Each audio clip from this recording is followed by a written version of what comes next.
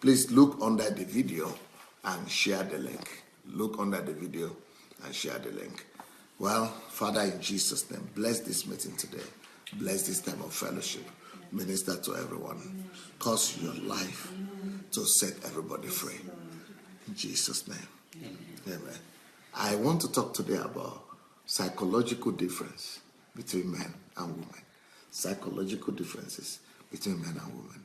So the first one I want to talk about today is how a man likes to be treated when he's down. How a man likes to be treated when he's down. When he's discouraged, when he doesn't have good mood, when he's depressed, when he's feeling bad. How does a man like to be treated when he's feeling bad or when he's down? As opposed to how a lady would like to be treated when she's down. Now, you guys, you know what I'm about to talk about. Because when a lady is feeling bad, we just say, okay, what's the problem? What's the problem now? You know? Tell me. I don't understand. Because normally when she is feeling bad, she'll begin to talk about everything. I can't go that. What is the thing? I mean, 1, 2, 3. Are you feeling bad? Headache or what? Toothache? Is this your woman period or what? What is the problem? And she cannot lay her hands on this. She's always talking about everything. Okay. Is it about that one? Hey, let's go and see a doctor now. She said, no, but not. I don't know what you want. If you have, it's headache or you are feeling bad, you don't know what is wrong, and you don't want to go and see a doctor. So what do you want? Me, I don't understand. So I just go out of the room. So because men don't know how to treat a lady when she's feeling bad.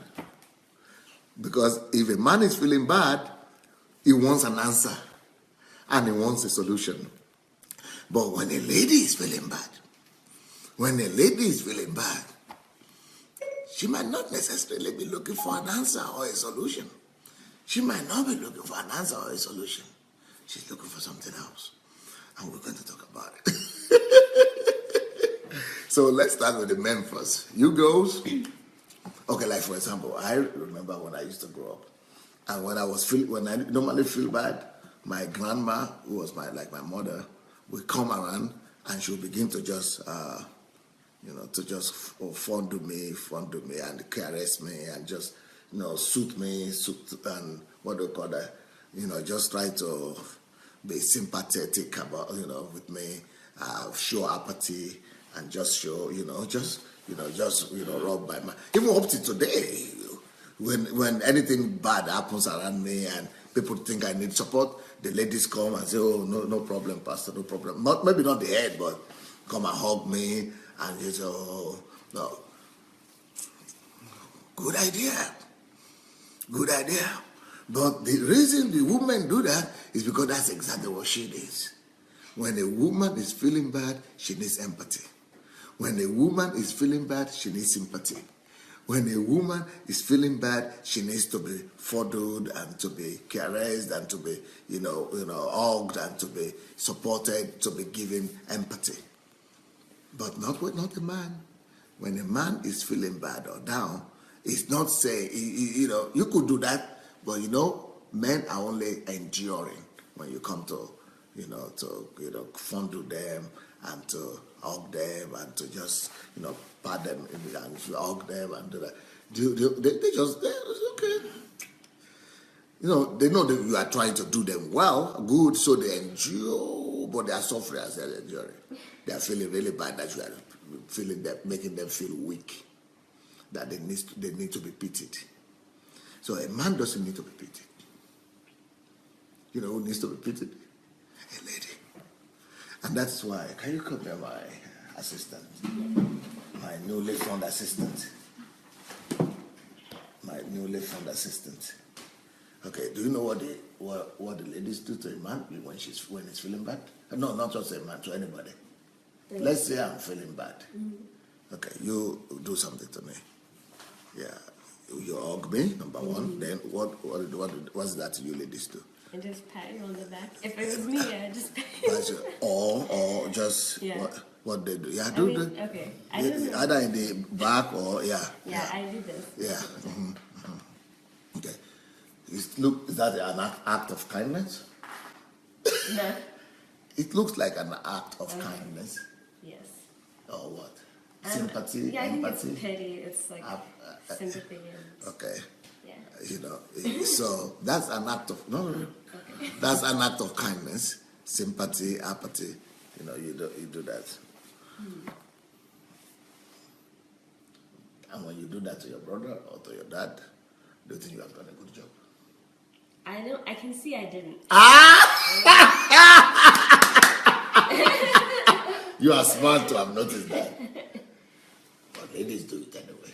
Yeah. It's an instinct.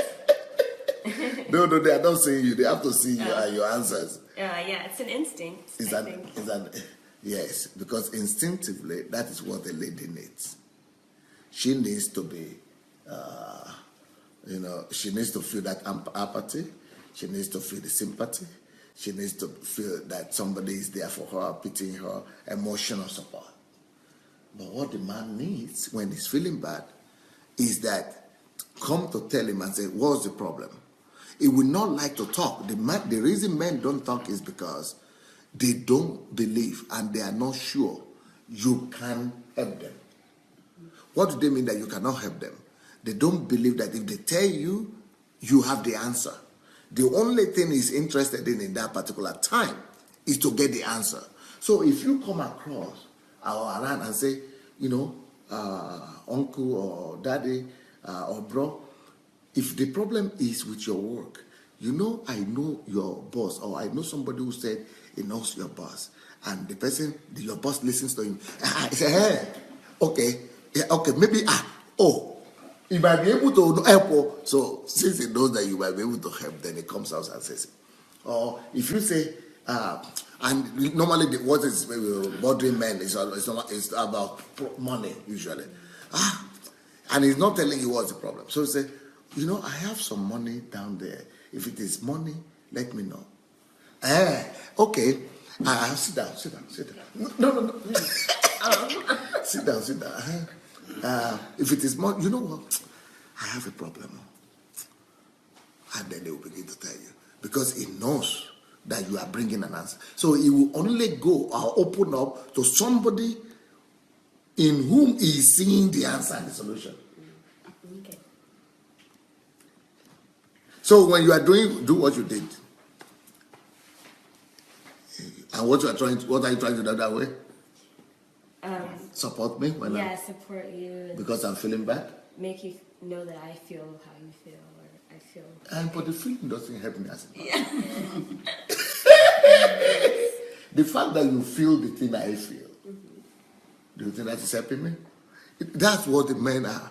Men are pragmatic. Men don't feel that, even if you feel it, what I'm feeling. So he will say, no, but that I go shop.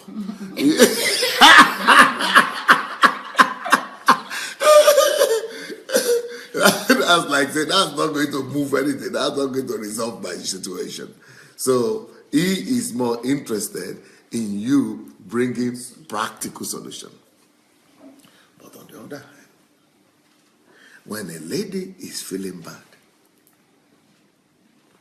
first of all, even if you have the answer, as a man, I want you men to listen to this.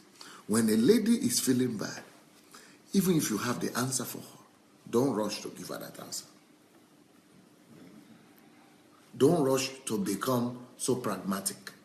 Don't rush to just give her the mechanical answer.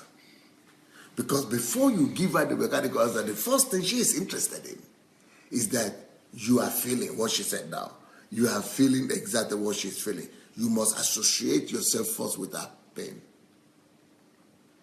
You must be able to prove to her that, oh, wow, come. Wow, are you feeling so bad? I'm so sorry. Wow, ooh, wow, ooh, wow. Oh, no problem. It will be okay. It will be okay. No problem.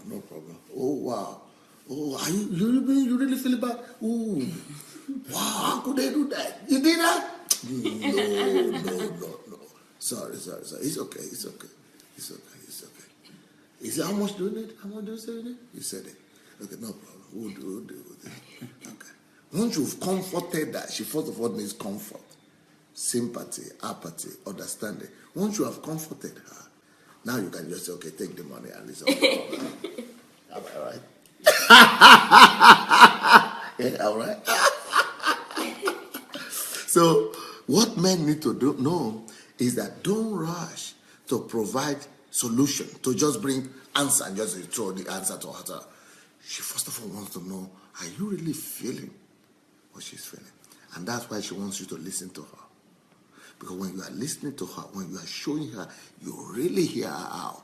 She is feeling, you have heard her, you are experiencing, you are feeling what she's feeling. She wants you to feel what she's feeling first, and then comfort her. How will you have liked to be comforted yourself if you are feeling that bad? So comfort her, give her that comfort, that solution, that support. After giving her the support and the solution, then you can now come with a practical answer to the problem that she has. Thank you. I see that some people, I didn't notice this, but I'm now seeing it, that people are congratulating a few guys who have birthday. So I heard that Kunle has his birthday today. So happy birthday, Kunle. And Alaba's right. Alaba also, is it Kunle Alaba? It's the same person. Okay. Kunle Alaba has birthday, and Mara also has birthday. So happy birthday to Kunle, to Mara. Happy birthday to you guys. Much love to you, Mara. Much love to you, Kunle. Thank you for being a part of our family. We love you. We cherish you. We adore you. We appreciate you. And thank you for being there. So Kunle is 52 today. So you are my born right there. You are my senior. You are my senior. Because I am 50 this year. I am 50 in a few months' time. So 52. Wow. Congratulations and happy birthday to you guys. So the first point we examine today is, for ladies, if you see your man, your son who is feeling bad, your husband who is feeling bad, or your dad feeling bad, when you begin to pity, when he's feeling bad and his things are really bad with his business, you say, oh, okay, it's going to be okay, and you begin to pat him in the back, or hug him, or tell him, oh, it's okay. You think you are showing him love, but he's feeling, you are telling him, I'm weak. You are telling him you are weak. You are telling him you are helpless. So if you really want to help him, he wants you to give him idea on how to resolve that problem. Bring a solution. If you cannot bring a solution, then leave him alone. You can say a few things and just go out of the room. Go out of the room. I remember when we were in the village and in Africa, the women used to come when the father of the house is feeling bad. The women will always come and try to always say, oh, what will you eat? What will you do this? Or just leave me alone. Go to the kitchen. They always send the ladies packet. And the lady always wants to come and show love and affection and sympathy. And the man is always chasing her away. And she will use one excuse to come and say something again. Because she's concerned for him. And she doesn't know that the way to show that concern is not... It's better... It might even be better for the lady to go and pray. To say, okay, I'm going to be praying for this situation. Or I'm going to somebody to pray for you. Just do something that will bring the solution. So if he knows that you are doing something to bring the solution, then he's happy. He might not be happy, he's still waiting for solution. He wants to see the solution, but at least it's better than just you patting him in the back and say. But if he's successful at something and he's doing well and you pat him in the back, that's good. But when he's sad and down, that's not the time for patting in the back. That's the difference for the man. But for the woman, she just needs understanding, empathy, sympathy. She needs even pitying. She needs to be pitied. Women have the need to be pitied. Why men don't have that need to be pitied? So what do we have? When a man is feeling bad he wants to be alone. When a man is feeling bad, he wants to be alone. When a woman is feeling bad, she doesn't want to feel. She wants somebody to be there for her. When a woman is feeling bad, somebody has to be there to hug her, to protect her, to cover her, to give the protective edge, to hug, to give us empathy, sympathy, pity, if you want. So that's one thing I want us to go to. That's one psychological difference between men and women for today. Number two, and I'm going to come back to all the people who are here with me so that we'll discuss this thing. So if you have an idea, you might be putting them down now because that will help us later on. Another psychological difference between man and woman is man's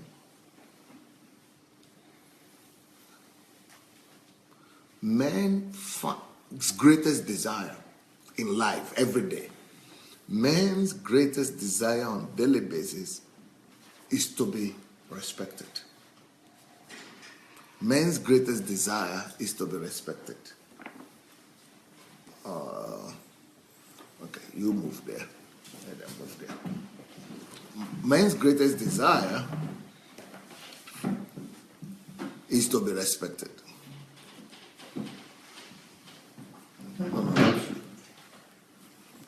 No, you don't need to. Just check. Man's greatest desire is to be respected. No, not you. Yeah, let it go.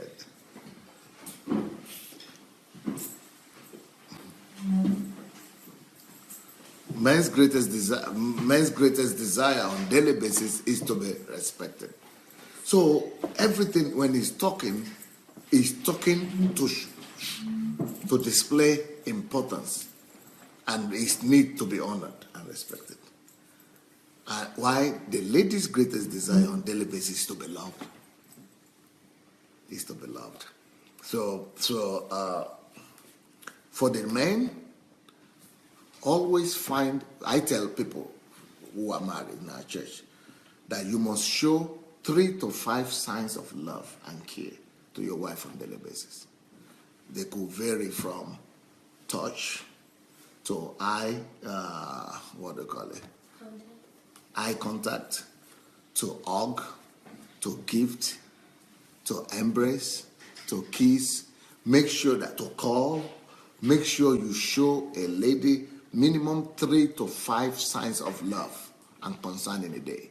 If you don't, a lady needs minimum of 3. So call her, find out how she's doing, touch her, give her something, or 3 signs of love. 3 signs. You must show her 3 signals of love. That's very minimum. That's very bad. Or just tell her you love her. Between 3 and 5. Between 3 and 5. 5 is normal. 3 is minimum. So you must show a lady 3 to 5 signs of care and love on a daily basis. But for the man,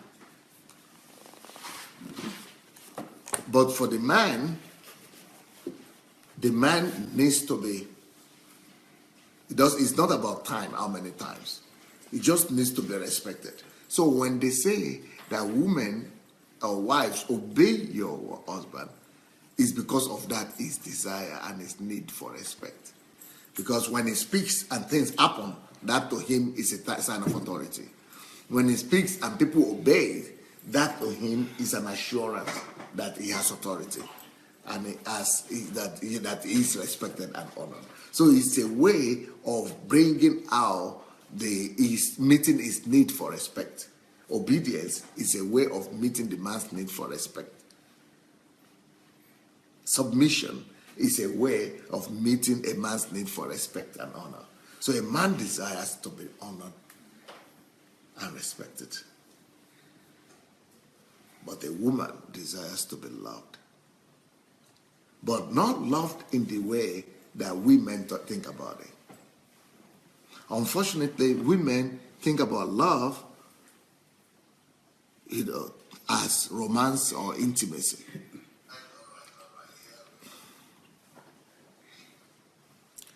But the love that she's thinking about is rather what we would call not love. Men don't call that love. Men would rather call that care, attention. So,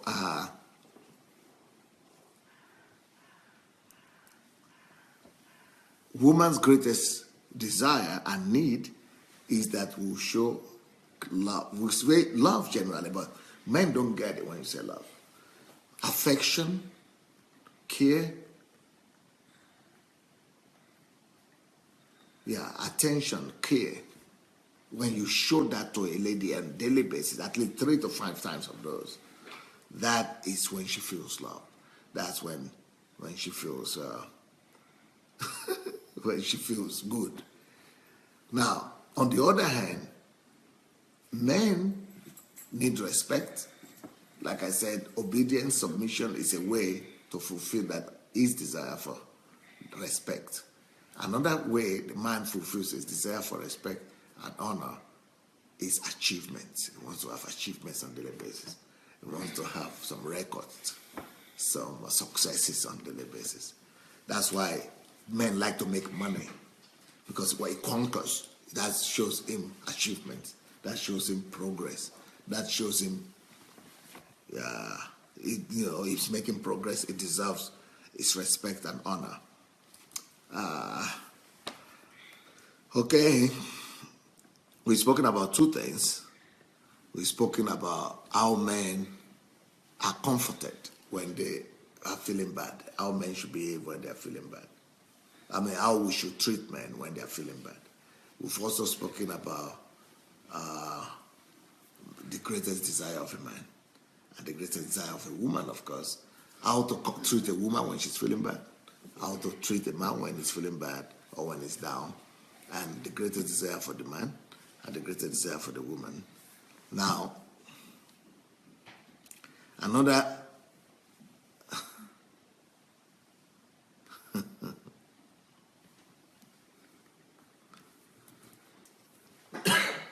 need for the man and woman on daily basis is that a woman on daily basis needs to be heard. She needs to be heard. I remember when I started out in the family, what I heard and read in books is that give a woman time for communication. Give her half a day for the family in a week. Half a day in a week. And most pastors that I know will normally have, let's say, Monday as a day off for the family. So where the wife could, express herself and whatever, and you could just spend time with your wife. So I thought that was good enough, and I thought I was doing a good job. Until whenever my wife is not happy, she will always say, you don't have time for me. I say, but this Sunday or this Monday, I was just sitting down with you. We're all day together. She said, yeah, but you don't understand me. I said, man, wahala deo. Wahala deo. Then I discovered that she wants to talk more, and she wants to, maybe, I'm just saying, but we spend the whole time together. You don't have anything to talk about. I was looking for the subject, but you are not talking about anything. You just said we don't have time. We don't spend time together. But anyway, I couldn't resolve that problem until I discovered a desire to be heard must not just be once a week. So that thing that people say once a week, I don't know where they got it from, but what I've discovered is that she needs that attention every day. Once a week is not suffice. Does it? Once a week doesn't do the job. It doesn't get the job done. It doesn't. So what I've decided to do is that at least 1 hour, we must sit down with my wife at least 1 hour a day. Just sit down. Even if there is nothing to talk about, we'll be looking each other in the eyes and saying something that to me might not seem important, but at least that 1 hour a day. If I give it, I'm at peace.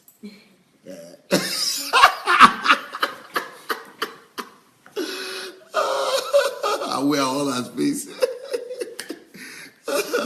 But if I don't give that 1 hour a day, it means I don't show love, I don't show concerns, I don't show give her the need to be heard. It means I'm not demonstrating what she wanted, which is I need to be heard. She wants to, release her feelings. She wants to release the emotions and the pressures on her emotions during the day. So a woman needs to be heard on a daily basis. So I would advise, if you really want to be happy as a man, make sure you sit down with your spouse or your woman or your sister or your mother once in a while. If you are a husband and wife, do that every day.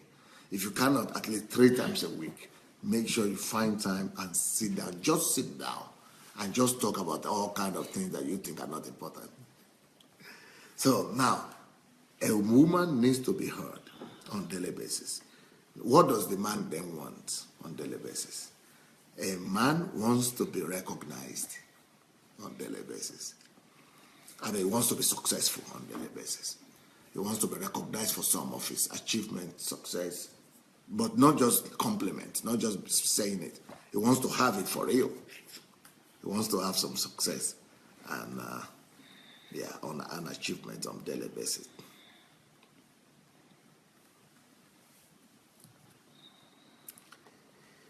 Okay, how do we show a woman support? Another thing that we need to talk about today, before we begin to hear people out, is a woman. One of the ways we show a woman support, it's actually to give her the feeling of protection. Just be around her to let her know that everything, you are there for her, that she's protected, she's covered. A woman has a need for the feeling of security, protection, and stability. So just showing her that you are there for her, that nothing is going to go wrong, that you're covering her back, that she's covered, that you are watching over her, that you are here to just help her out in everything, morally, emotionally, financially, every area, to let her know that nothing's going to go wrong, that she's secured, she's protected, that there is stability, that everything is needed that she needs. That is what a woman needs. That's what she needs. On the other hand, what does a man need? A man needs the wife to support his projects and his unrealistic dreams, even if they are unrealistic. But a man doesn't want the wife to always, what we say in Russian language, stavit palku v kolesa.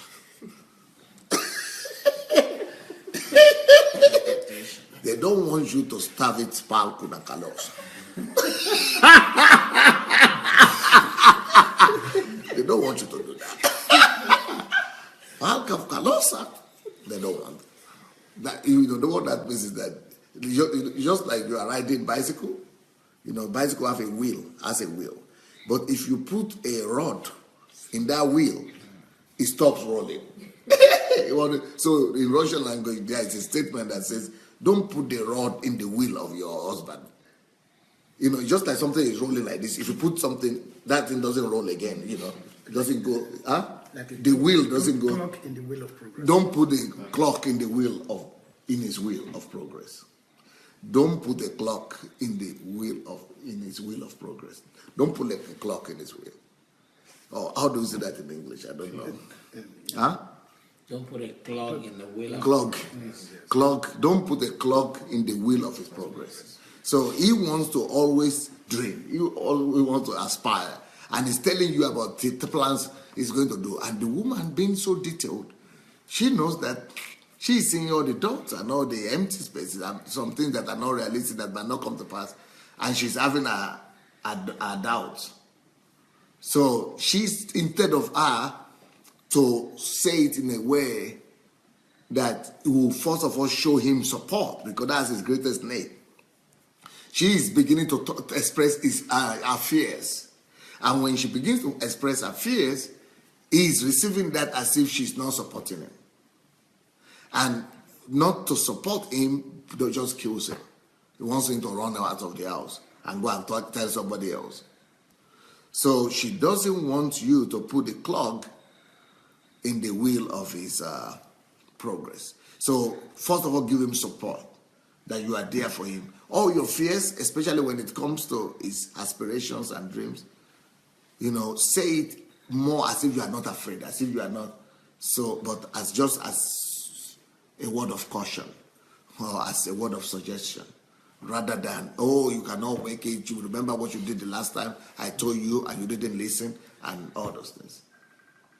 A man doesn't like a woman to put a clock on the wheel of his progress. He would rather want you to support him, even if he's going to be wrong.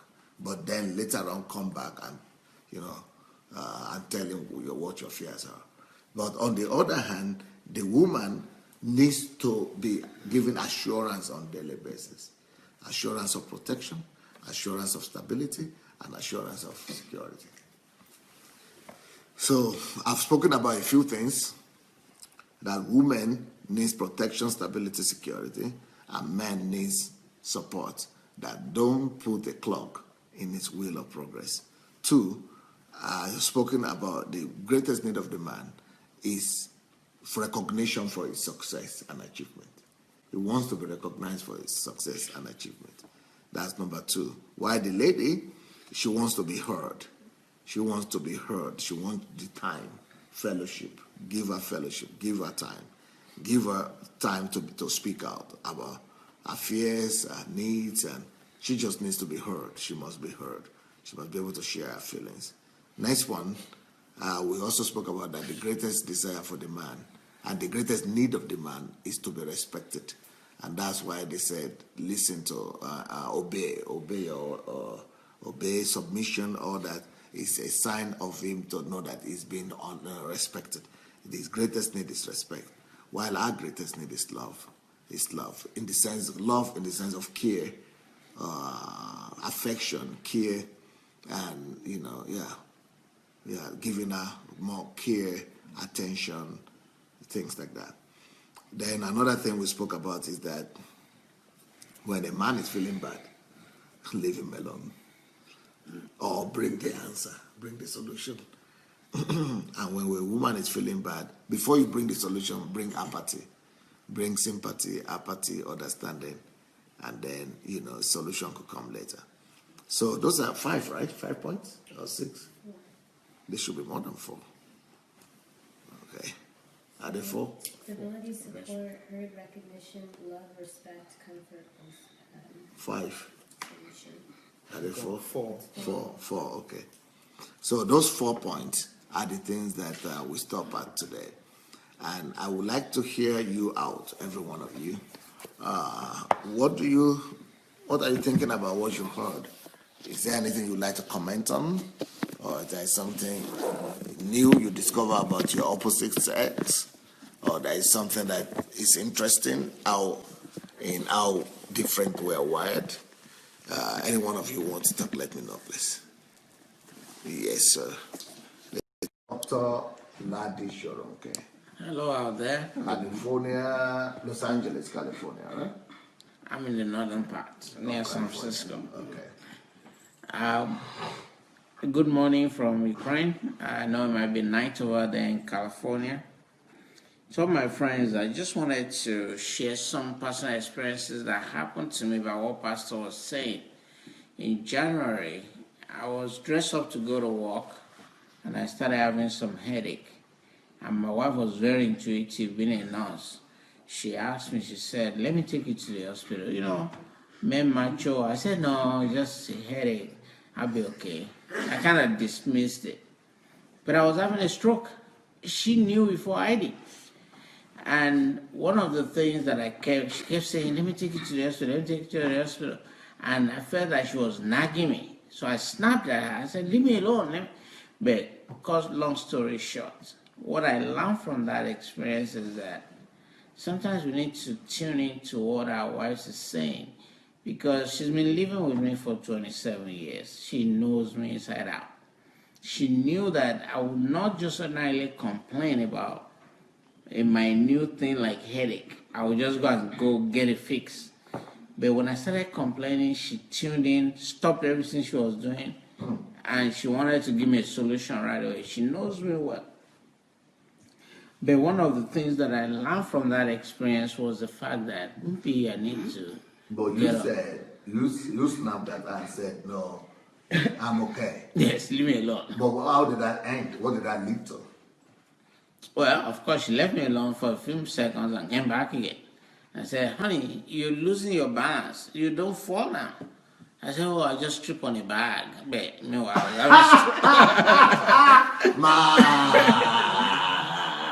my Shiro. So what Pastor is saying is absolutely. No, what did that end up in? Well, I ended up in the hospital when I got on my high horse.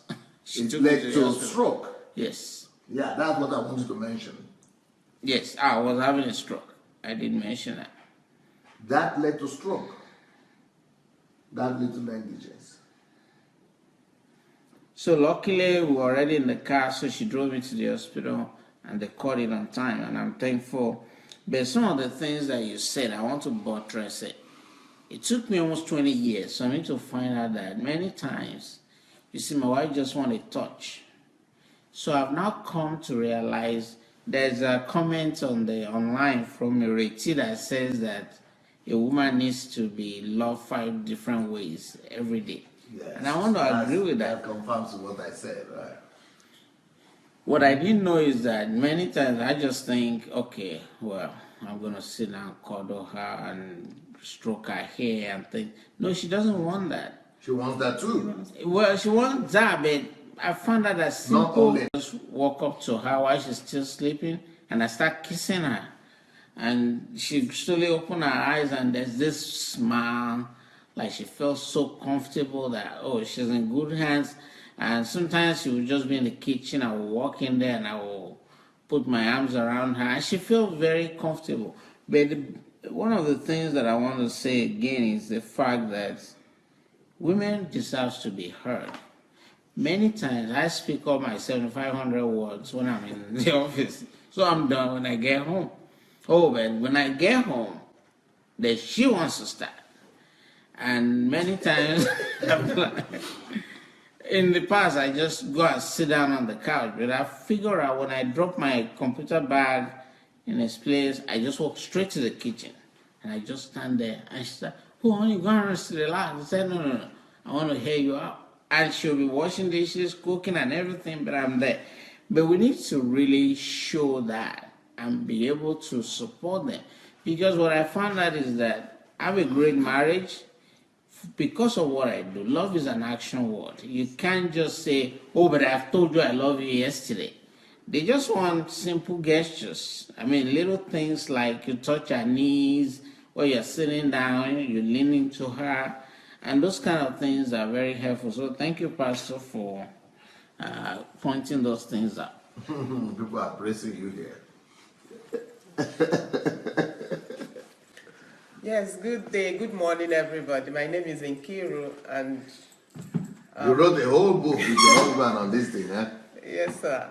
You know, as a woman, yes, talking about touch is very essential. Like in our house, I tell my husband, you don't dare pass me without touching me.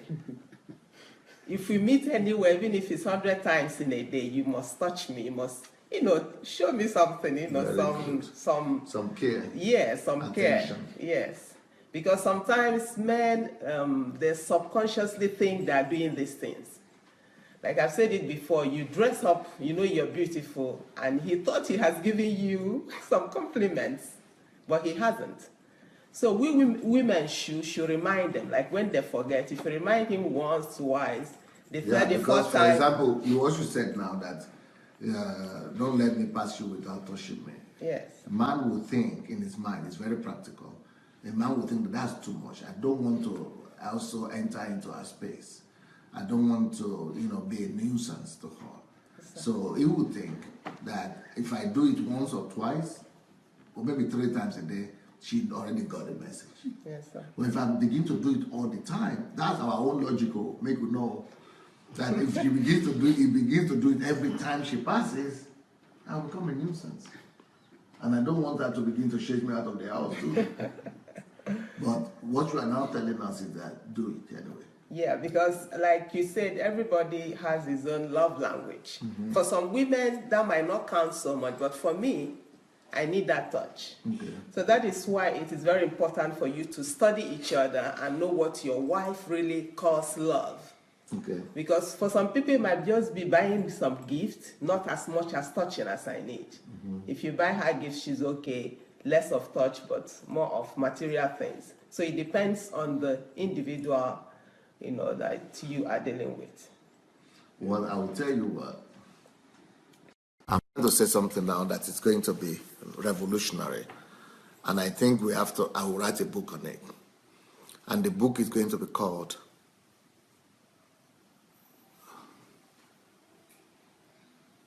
there is this book that is called 5 Love Languages. Or languages, or whatever they call it. Love language 5. But I want to say,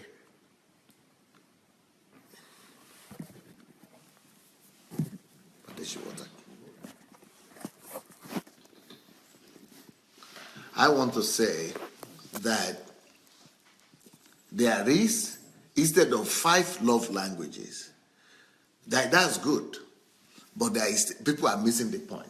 As great as that book is, and it's one of the greatest books out there on marriage and relationship, but that has shifted the focus to another something. So I want to write another book that's going to be called Woman's Love Language. There are things that are general to all women as their love language. Apart from everybody having their own love language, but there are some things that you must do for a woman. Nevertheless, every woman needs those things.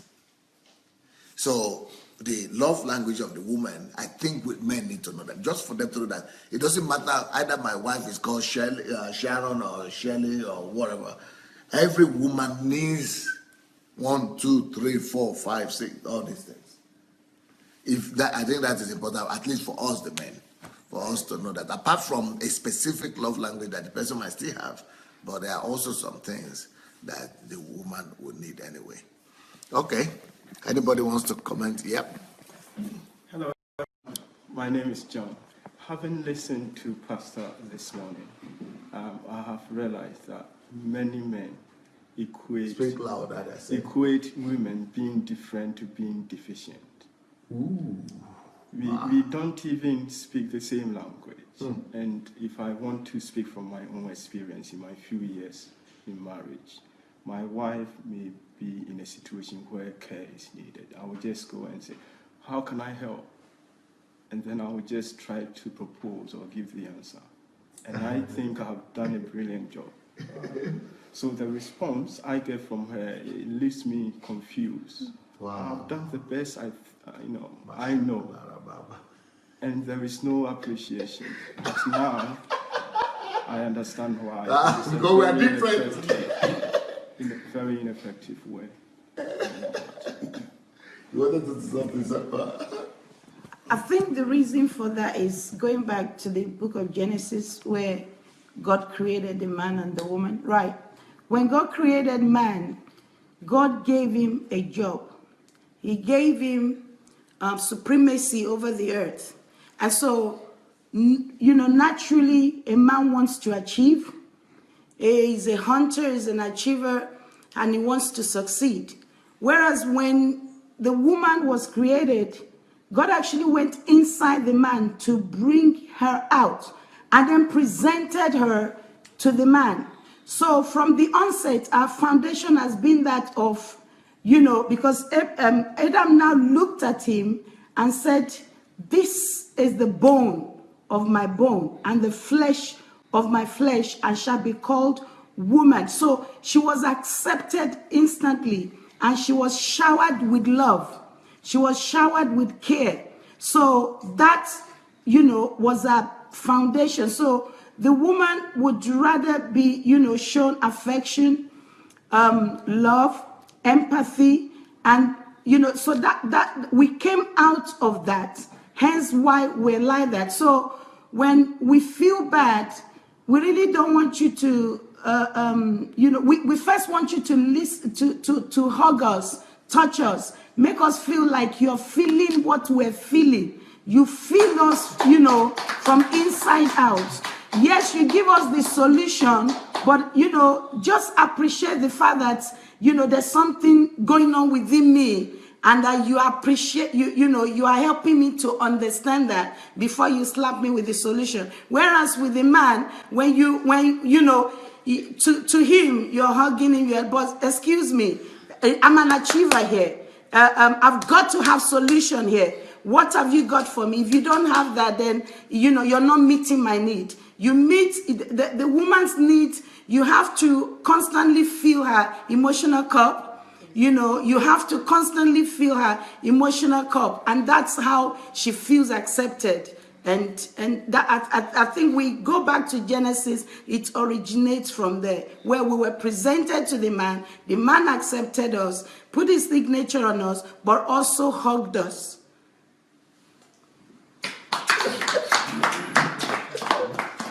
Well, Brother John, what you said is that you went to her, you were asking your wife, well, how can I help you? And at the same time, you provided the solution for her. Brilliant. But maybe that's not the solution she was looking forward to that time. Number one. Number two, she just wants to know the assurance that you are there. And then let her tell you what she needs, I think. And then, but what she's saying is, go there to understand her inner. I think the lady wants to, she's more interested that you understand her inner feeling, what is going on inside of her. So that understanding, that empathy, that sympathy, that understanding, that letting her know that you are seeing deeper into her, what she is feeling, is even more important than the thing you brought outside and think so she wants to go from inside out. And brilliant. Wow. Is it? May I just touch on that? Just touch on that. Sorry, I didn't introduce myself. I'm Pastor Chris Ogedembe. From London? From London, yes, sir. You made mention of the fact that, you came across the fact that people will say, give her 1 day a week. I think that stemmed from Dr. Yonggi Cho, who you sort of talked about, being in ministry, and he never had time for his wife and all that. So he would take a Monday out. But a woman doesn't need 1 day a week. What does she need? She needs constant, yes.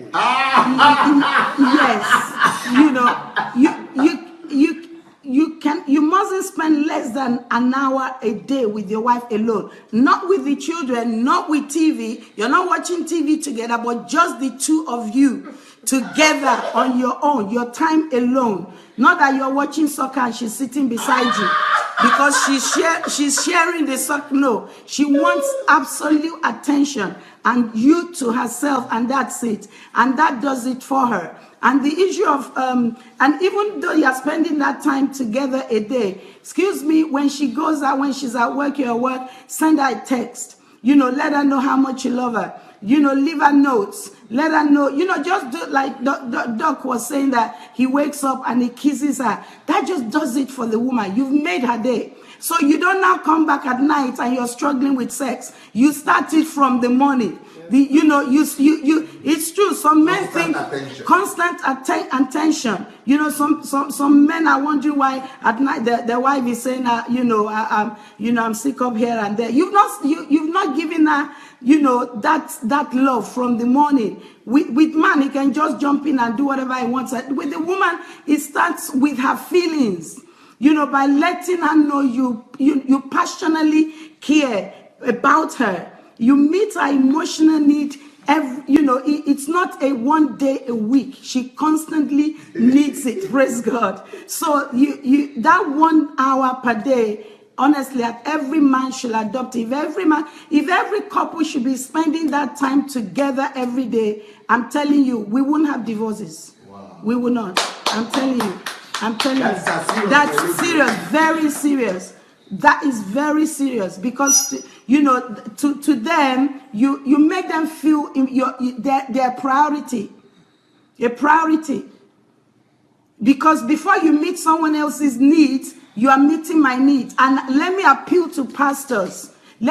Pastors meet other people's needs. You can go and be with a member 1 hour in the hospital. See, That's what I was trying to say, that with 5 love languages, somebody will say, okay, maybe our love language is not to spend time. But what she is saying is that there are love languages for the woman anyway, no matter what woman, no matter what language. Exactly. These are just compulsory love language for women. That book was just a preliminary. It was just a preamble. Yes. You taught us that, geniuses are not born. People would have already sort of started something, and then you don't need to reinvent the wheel, just improve on. So we thank God for the 5 love languages, the book, but we're improving on it, because it can be more than that. That you just discover what your own wife's love language is and meet her needs in that respect. And there are things that are just constant for every woman. For every woman. Time with her, touching her. It's not about her language or not her language. Touching her. Speaking words of encouragement to her. Don't break a woman by speaking negatively to her. You hurt her. So every woman has, there's that regularity of what we need to feel that we're accepted, we're loved by you. Because the reason why I'm saying that don't just say because women are this. If you say the love language, if you as a woman tell me my love language is touch, I forgot about that's the way men are compartmentalized. We compartmentalize the whole thing. So if you say your love language is touch, sure, I got the key. That's the woman thing. I got the key. So I would stop talking. I will stop spending time. I will just be touching you. But it's more than that. So that's why I'm saying that, it's more than just what love language. That there are some things that are just compulsory for every woman. Yes, the same for every woman. That if yours is gifts, the woman doesn't even want your gift. There have been homes that have basically ended up in divorce, not because the man is not financial. Exactly, he makes all the money, he buys her cars but look at what happened to Potiphar's wife.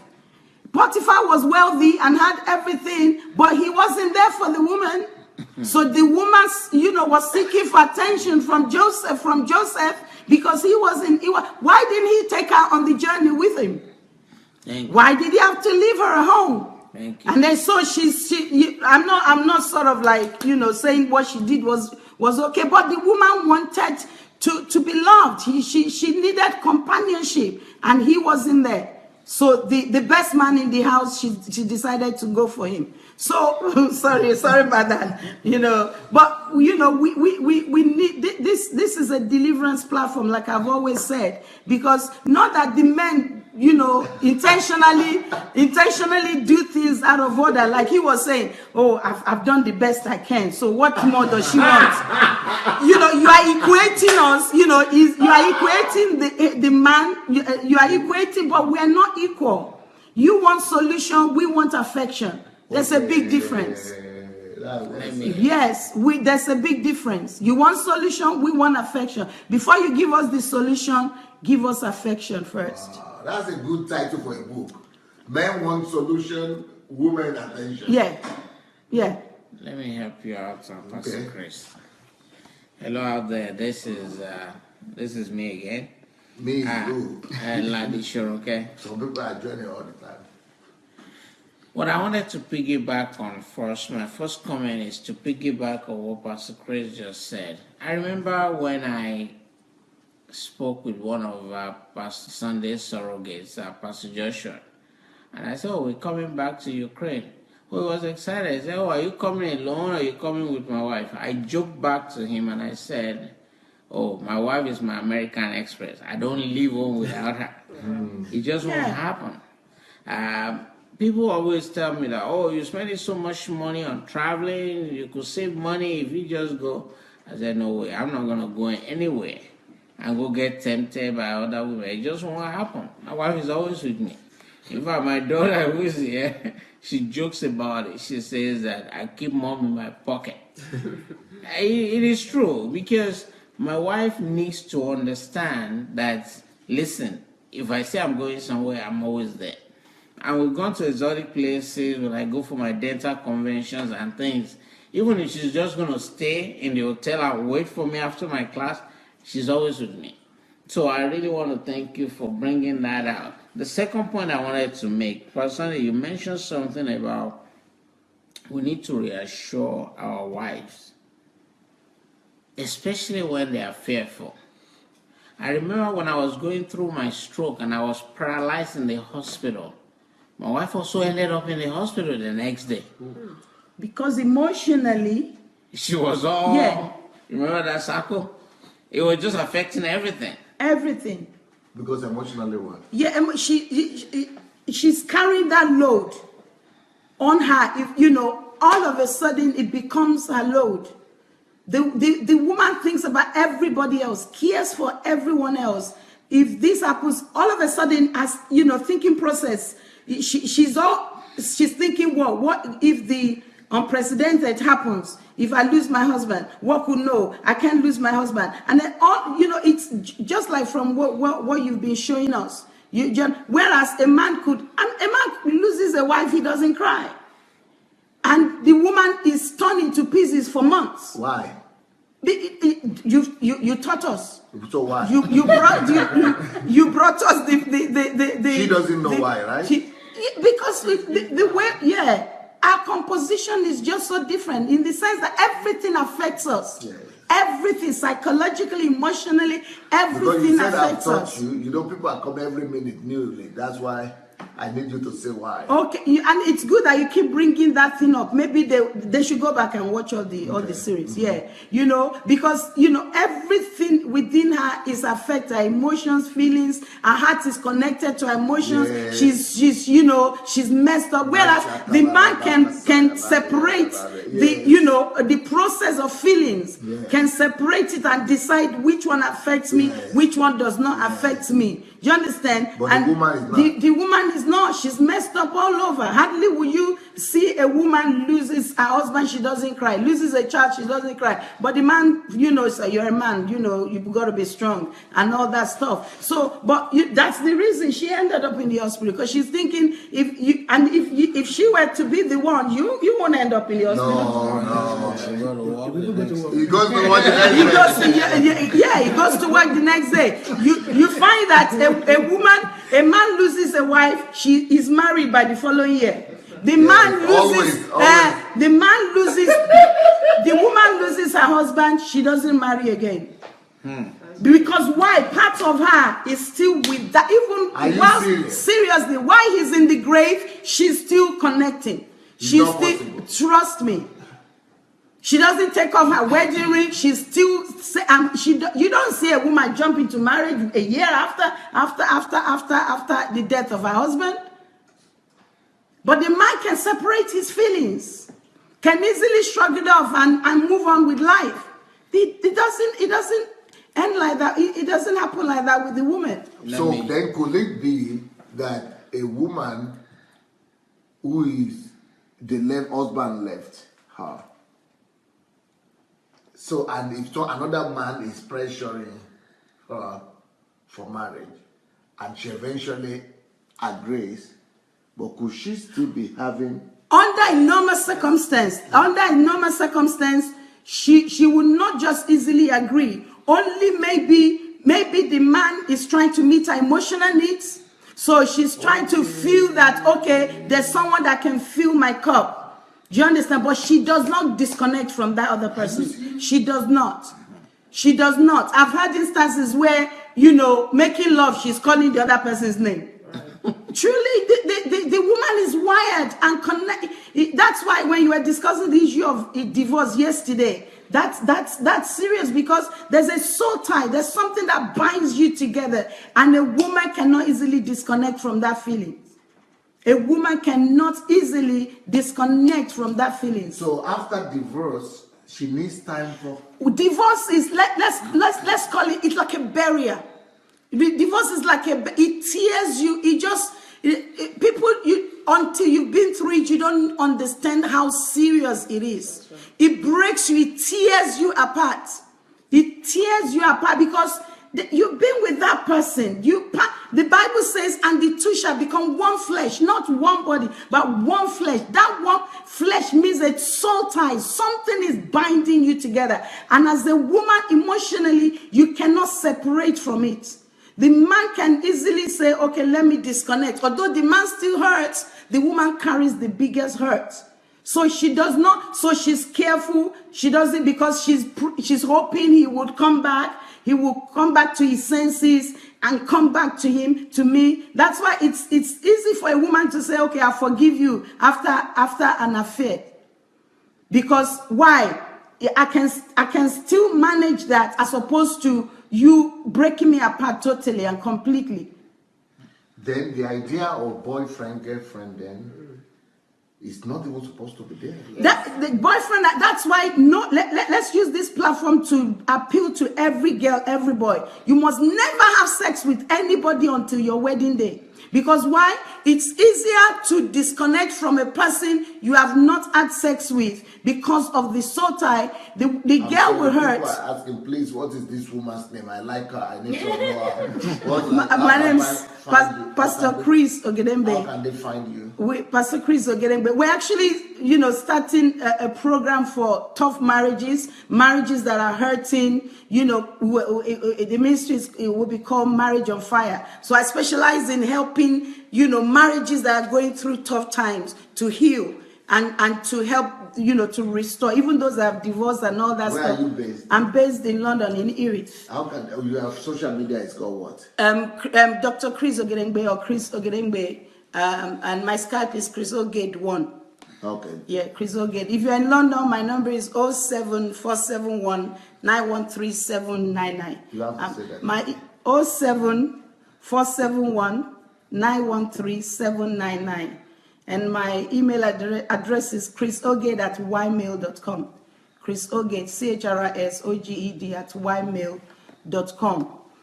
So no girl or boy must sleep. You must, especially girls. And that's why I'm so grateful for what you've been teaching for the past 3 weeks. Yes, you will hurt if you break if you break that relationship. Because after a while, if you feel that by the time a boy is slapping you, then you've got to disconnect from him. But if you have slept with him, that's why you are constantly drawn back to him. Because you've sold yourself to him by way of soul tie. So boyfriend and girlfriend, I think, is the way we've terminalized it. It should actually be courtship, really. There should be no one saying you're my boyfriend and then you're sleeping and you're having a baby for somebody. Even in courtship, you still don't have to do that. Even in courtship, you don't have to do that. Because why? The reason for courtship is so you can get to know who that person is.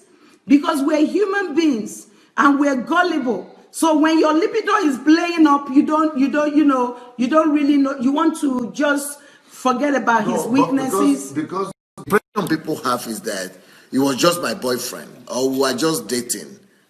The impression you have is that people can just have boyfriend, girlfriend, date. Because in our church here, we don't have dating. Okay. Wait. In our church here, we don't have dating. We are against dating. Okay. We don't believe in dating. But in America and other churches that are coming to town, dating is like normal. But dating is making people fall in love. Even if they don't sleep together, yes. They have feelings Your involved. Feelings, yes. So it means that the idea of dating or boyfriend, girlfriend, either they sleep together or they don't sleep together, is already arousing her feelings, Exactly. getting her connected with Exactly. If you say that even when a person dies, Yeah. a woman Yeah. a year later That's right. might not be able to marry, Yeah. and that 3 years, Yeah. that she even the man in the grave, I'm telling you. that she's still having connection to the dead body inside, and that even if she's married after 1 year or so, it's only because she found somebody who is feeling emotional, but that doesn't mean that she has disconnected with the other person. All. So it means, what about the people who are having boyfriend then? This one boyfriend. So it means that it's a whole bundle of men. That's why you have a lot of girls, especially girls. I say girls Because how can you then marry after that? Because if you still have those connections, a girl can carry baggages into the marriage. Okay. Yes, you carry baggages into the marriage. What does that mean? Maybe this one has hurt you, this one dumped you, this one did this to you. Or you just slept with this one. Or you exactly. I'm interested in what you said. That because if I, for example, I'm a man, if I was dating this girl now, and we caught, I don't even remember her name again. You don't, because of you disconnect. You separate. You can separate. Yes, because of your heart, your feelings, your emotions, they're different. Yeah. But she is still wired to you. No, what about if she has gone away? She's gone away. You are with her. You might physically. So then we have to discourage boyfriend dating then. I think what the Americans mean, I think they meant to use the word courtship. No. Because they don't. I'm talking of people dating 3, 4, 5 times before courtship. It's an error. So because it's a big we error. have to face it head on. It's a big error because we should not practice it because we are hurting the ladies. The ladies. We are destroying their lives. Their hopes, you raise their hopes, and then before you know it, oh sorry, I don't. But the ladies themselves must know who they are. They must know who they are. No, because if you tell men, for example, you ask the men here that that we don't know that she is still carrying me, or she's still connected to the man. We didn't know that. If we had known that, we would be careful, more careful. Yeah, but the way you feel, it still doesn't affect the way you feel. You still disconnect from her. But the only thing is you just don't lead her on. I'm just saying, if the man knows that, everybody I sleep with, or a boyfriend, girlfriend with, or we date with, that the lady will be carrying me and she cannot even go and start marry. Okay, for example, a lady breaks up with a boyfriend and she needs to marry next month. And we say, oh, she has moved on. Oh, my wife has remarried. Oh, my former girlfriend has married. Without knowing that, even though she is physically married, but because you even said she might be making love and calling the name of, so it means she has not. She only married to have her emotional needs met by somebody else. She's not disconnected from that other person. Which means men, if, like, for example, what I'm feeling, and I think most men here will tell me, if we ask them, that if men know that any lady they touch, he will be carrying garbage, or loads of that relationship, the hurt, the sex, the feeling, the intimacy, men will be more careful. They will, but there's another aspect to it. There's another aspect to it. I think it's the woman that needs to be careful on that because they know what they're trying. But don't forget what Pastor was teaching. You are a father, you're a carer, you're a protector. Yeah. Are you getting me? Yeah. Let's take, for instance, there are sensitive areas in our bodies. You can touch a man, he doesn't feel anything. No. But you touch a girl or a woman, all of a sudden, there's a chemistry there. Something begins to play up in her. She begins to feel that. That's why I appreciate the fact that you say dating should not be encouraged. Because the moment you take a girl out, take her to the restaurant, you touch her, you pay for the meals, already she's thinking, that's my man. And by the time you now say no, you're playing her up. There are sensitive areas in the woman that you touch, when you now disconnect from her, you just hurt her. You break her down totally. So and also let's take, that's why we need men. Every man needs to be in the life of their daughters. Right. Why? Because the best person to give her, to show her love is that man. You must be the first date in your daughter's life. You must be the first one to take your daughter out on a date. Show her what real love is. Open the door for her. Teach her what real men do to women. So when you're there, then she won't fall into the hands of predators. She won't fall prey to abusers and molesters. A lot of girls who do not have their fathers there when they're being raised oftentimes fall into the hands of those that will abuse them. Okay, for example, have you had a girlfriend before? Yes, But this information that you are hearing now, yes, I don't know how you relate to it, because if I had known that a woman will keep on through 3 years later on, after I had anything to do with that she's still carrying, I will be more. I don't know what yes, you sir. say. Yes, sir. What I would say is this: this is Adelaja here, based here in Ukraine. Pastor Chris just nailed it, and I will add that exactly a week ago, my wife and I, every Saturday we have a live program, called Relationship 101, and the topic. Where is it on? On Facebook, on our pages. And Facebook. what's the page? Adelaja, or we use Nkiro Jimado. Yeah, but on both pages you will get the live feed every Saturday. Today is going to be at 3 p.m. Ukrainian time, 8 a.m. American Eastern time. Last week we discussed this particular issue about dating, because where we are based in the city of Kharkov is a student city.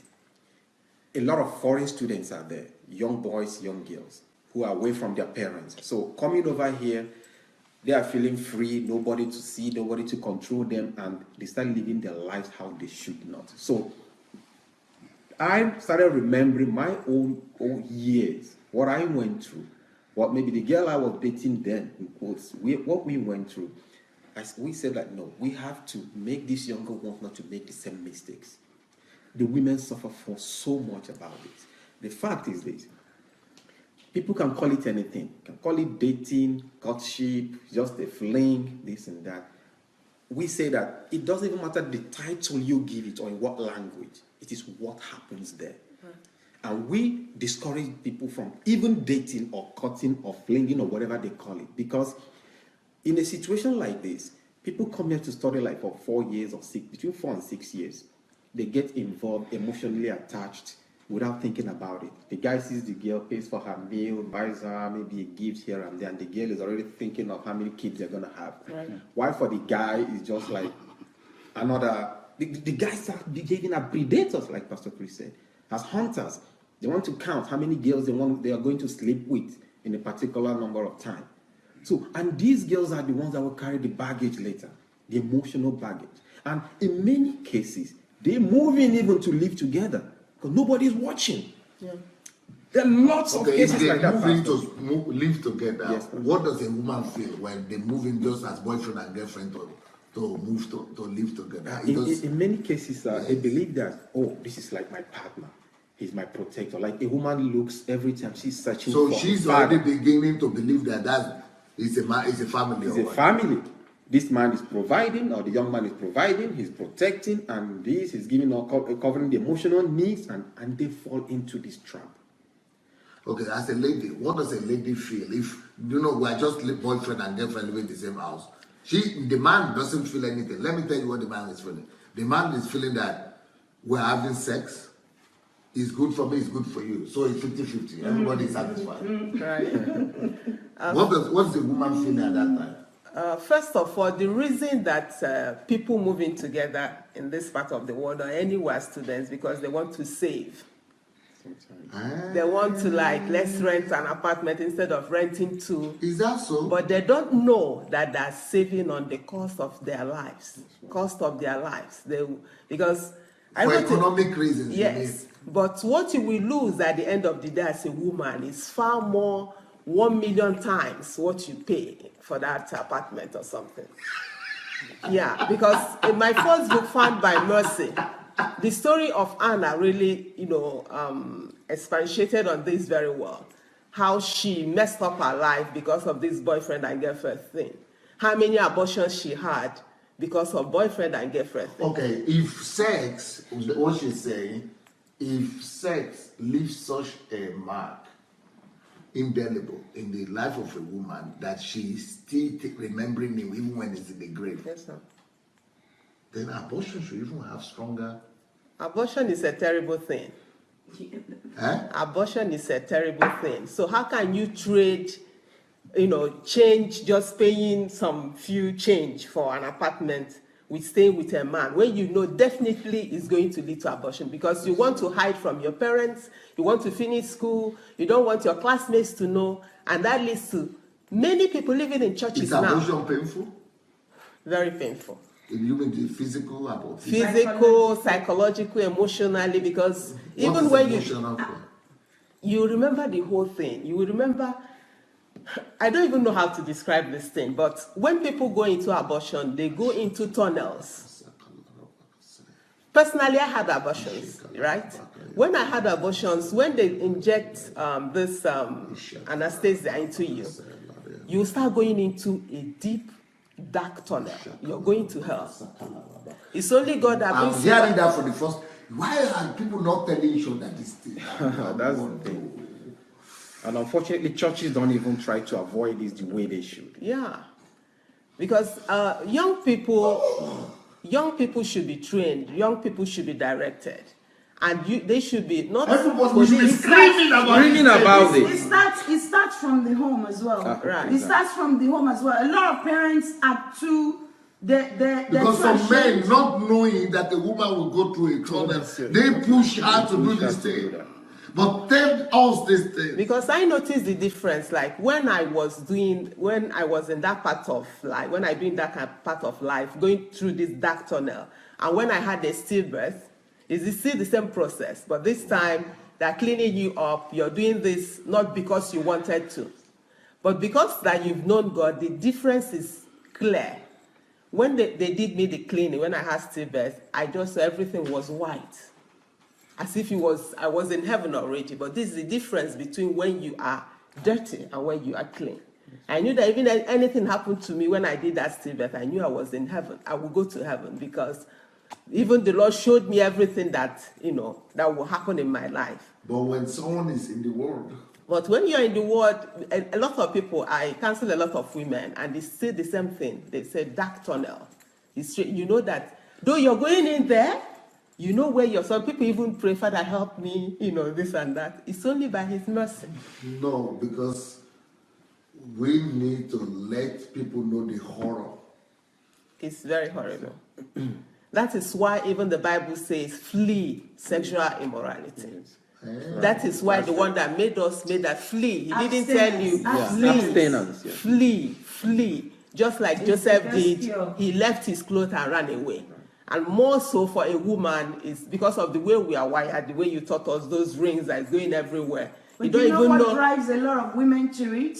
The man says, you don't even know what is happening to you. Like my husband, sometimes I will give him a reason. I will tell him, okay, I want to go there. It's okay. Explain why you must go there.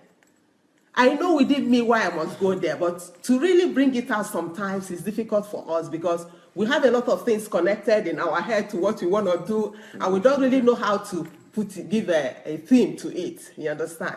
But I know that I feel it. My instinct tells me everything. Every cell in me is telling me this is what I need to do. But if the man tells me, okay, put it in a sentence for me, I might not be able to do so. So men should help their women to. When she tells you, she feels this is where she wants to be. You heard about what is happening to a woman now. What, as a man, what is it that we don't know that we need to be shouting about? The men, unfortunately, get too selfish, especially the young men. Like I mentioned earlier, it's about fun. It's about how many girls I've slept with. So that's why last week we are telling the guys, look at these ladies like your sisters. Look at them as your daughters. Don't make them go through this pain.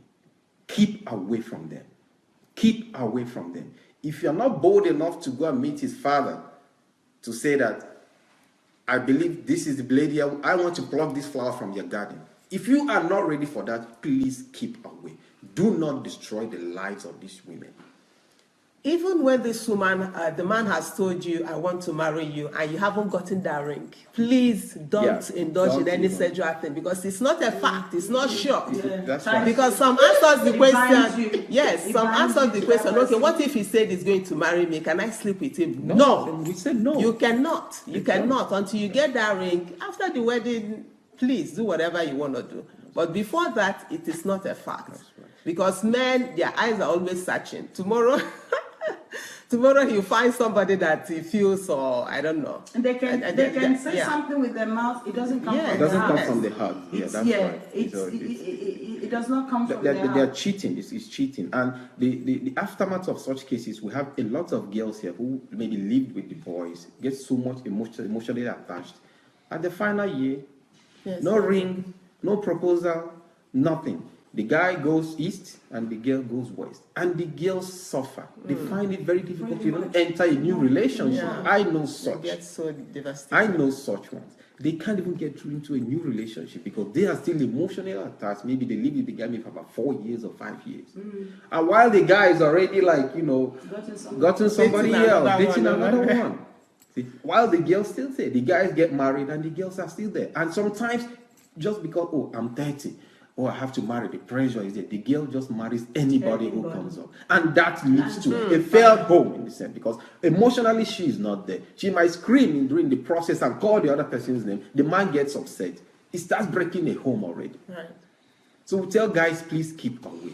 The girls, please control your emotions. Abstain. Parents, if you have your daughters outside, please make sure you hand them over to a mentor. Hand them over to somebody, a guidance to watch over. And we receive calls from many parents telling us, please watch over this boy, watch over these kids. And we do our best to see what they are doing so that we can even intervene before anything happens. If you have money to pay, if you don't have money to pay for the accommodation for your daughter, please make sure you arrange it in a way that call us, send messages. The girl can move into flat or any hostel with another girl. We should not don't keep away. My daughter is there, she's surviving. Please find out how she is surviving. So we try to advise people like that. Find a girl. Okay, you're looking for a flat, Okay, come up, you can save and do that. Moving, keep away from the world. Abstain. There is nothing good comes after such a long relationship. Yes, and as we said earlier, the ladies too, develop some skills. Right. Try to fend for yourselves. I saw a post on Pastor Sunday's, Dr. Sunday's Facebook page where he said a lady student, started 4 businesses while he was in school. So you can start something to upkeep yourself. It is better for you to suffer like that, if you call it suffering, than just selling your body. At the end of the day, you are a wreck, all around. No, but she's not selling her body. She's thinking that the man loves her. That's what she's thinking and hoping that the thing will end up in marriage. That's what she thinks, but that's not what it comes out to be at the end of the day. We suffer this whole thing. We suffer it at the end of the day. So protect yourself, protect your future, because the guys, they don't really care. That is why of course he doesn't care. They don't care. He is thinking it's fear. Let me just tell you what the guys are thinking. The guys are thinking it is fear. You want it, I want it, we are great. So you want it now. It's good for you, it's good for me. And that's why people are cohabiting. So men are just thinking it's business. You feel nice with me. They even ask the question, do you feel good with me? You feel good with me? I feel good with you. So what's the problem? But we don't have any consequence. Women don't feel any consequence. I feel good now. And I just move on, and I want to feel good next time. That's why I need another one. So, but we don't know, even though I felt good now, I move on, I forgot. We don't know that she's damaged, begins to suffer, even though she says she suffers, but we don't see it because we don't even feel it. But what you are now saying is that even it could be a year after or more. More. Many say that, oh, many actually weep over their first love, as it were. They say, oh, my first love. Okay. Yeah. I heard about that before. Yeah, my first love. And when they get to marry, they compare. Or if this and that would have never, and that, yeah. So, because why? A woman, why? The moment you tell a woman something, she believes you. She trusts you.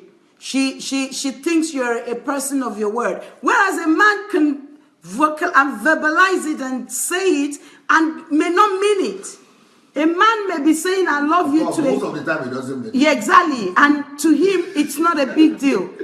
But, the woman believes you completely, 100%. Says, whatever you say to me, I believe it. You say, oh, I'll go to your parents' house in another 6 months. Don't worry, we'll get it. So she's so made up, so happy. She believes you. But then the man can walk away from it because why? I mean, the man can walk away from it because it doesn't touch his heart. Mm-hmm. He's separating it. He's separating. He would only release to you what he wants you to believe, but then you believe against what he is actually, saying to you. Yeah. But I feel that but you started by saying that a woman will compare a marriage to the first date. Because many women are carrying a lot of people in their lives.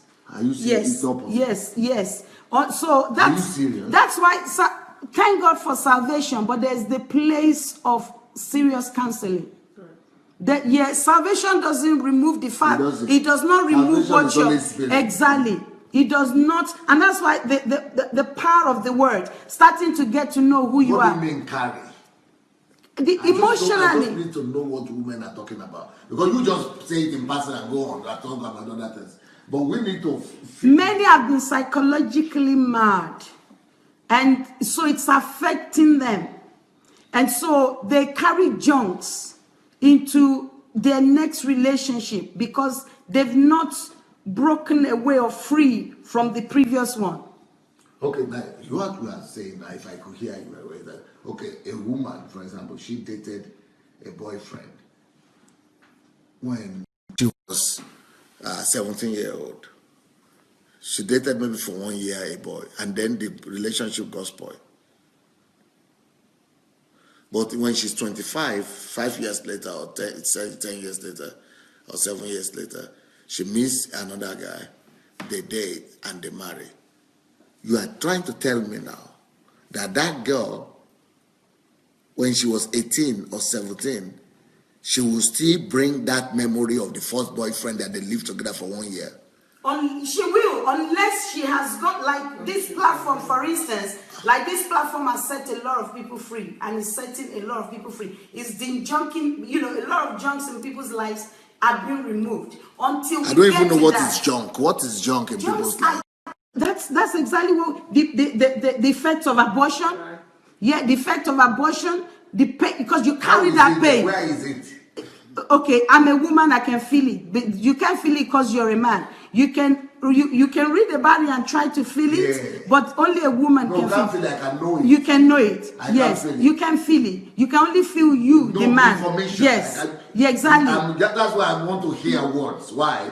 Because the way a man understands something is the word, information. Exactly. If you tell me I can understand, but I can't feel it, at least I will try to understand. But there's healing in the word.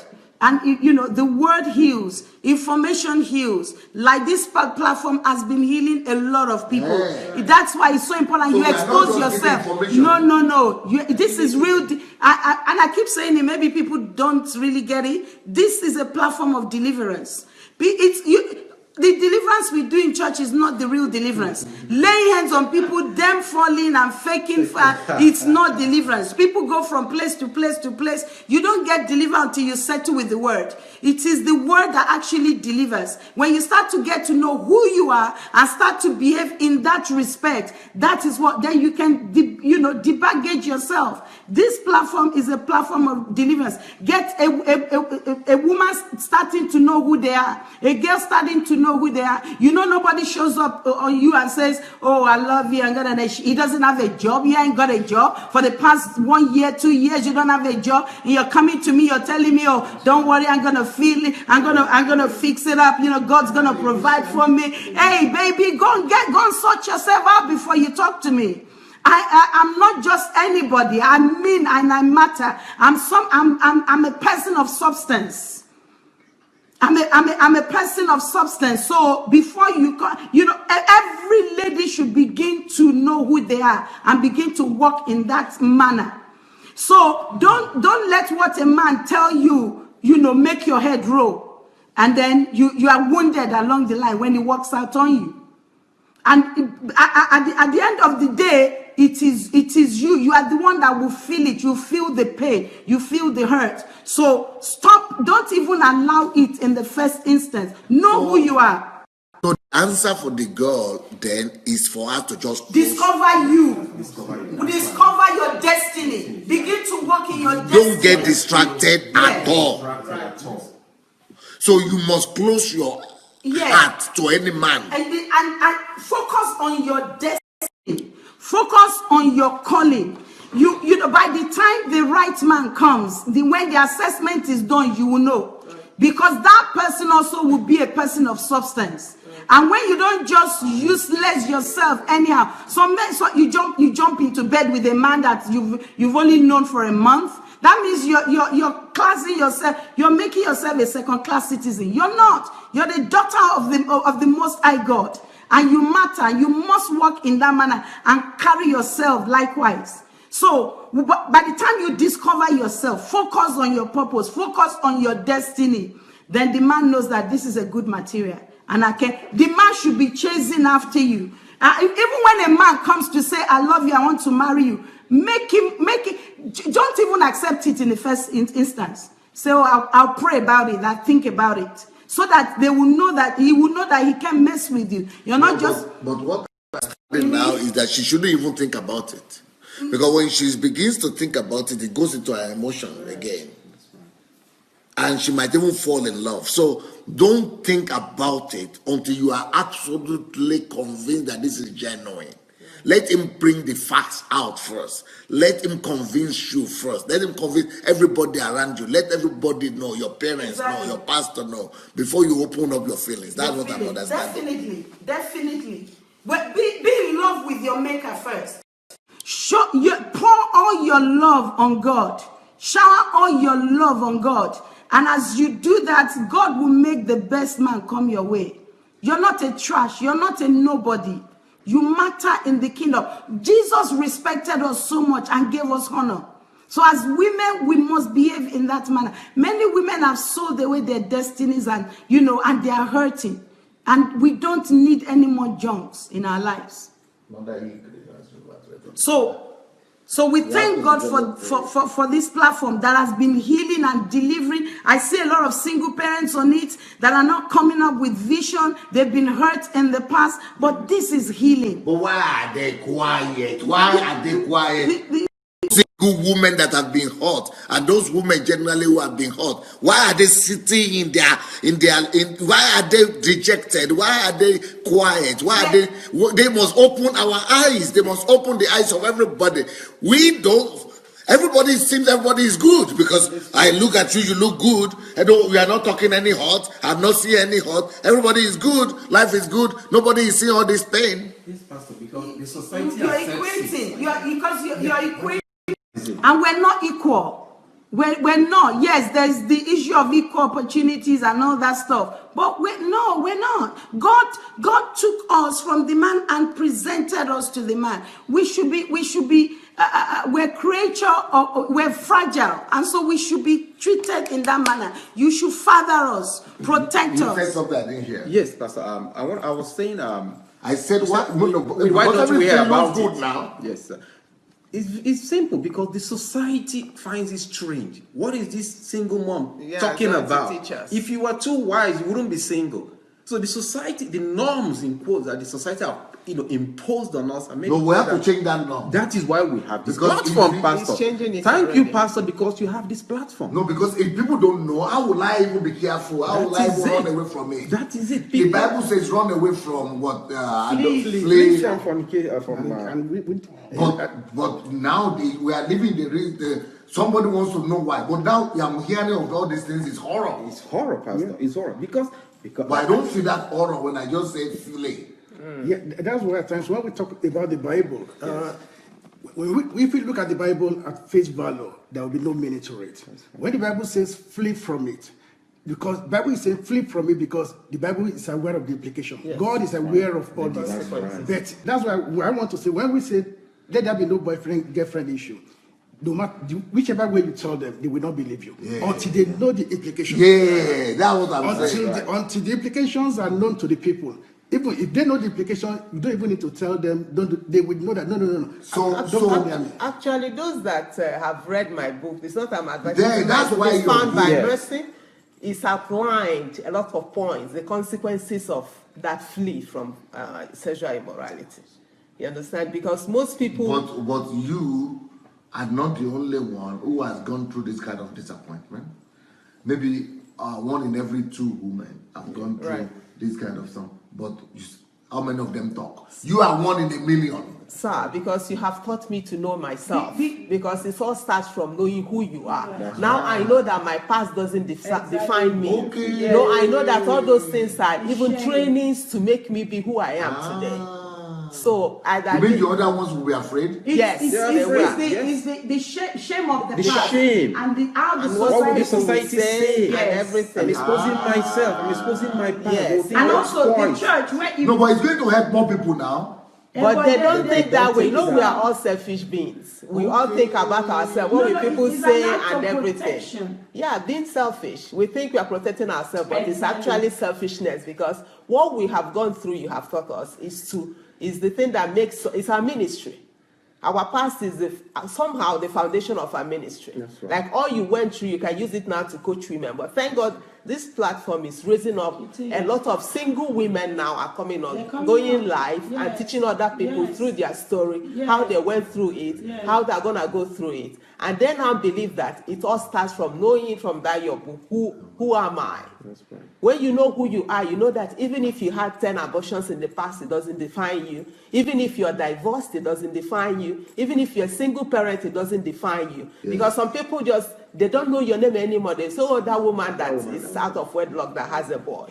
But that is not your name. That's right. Your name is the origin, what God made you to be in the beginning. No, but you say it doesn't define me. But I want it to define, because that's your past. For example, some people are writing here, found by mercy. That is defining you, but in the good signs.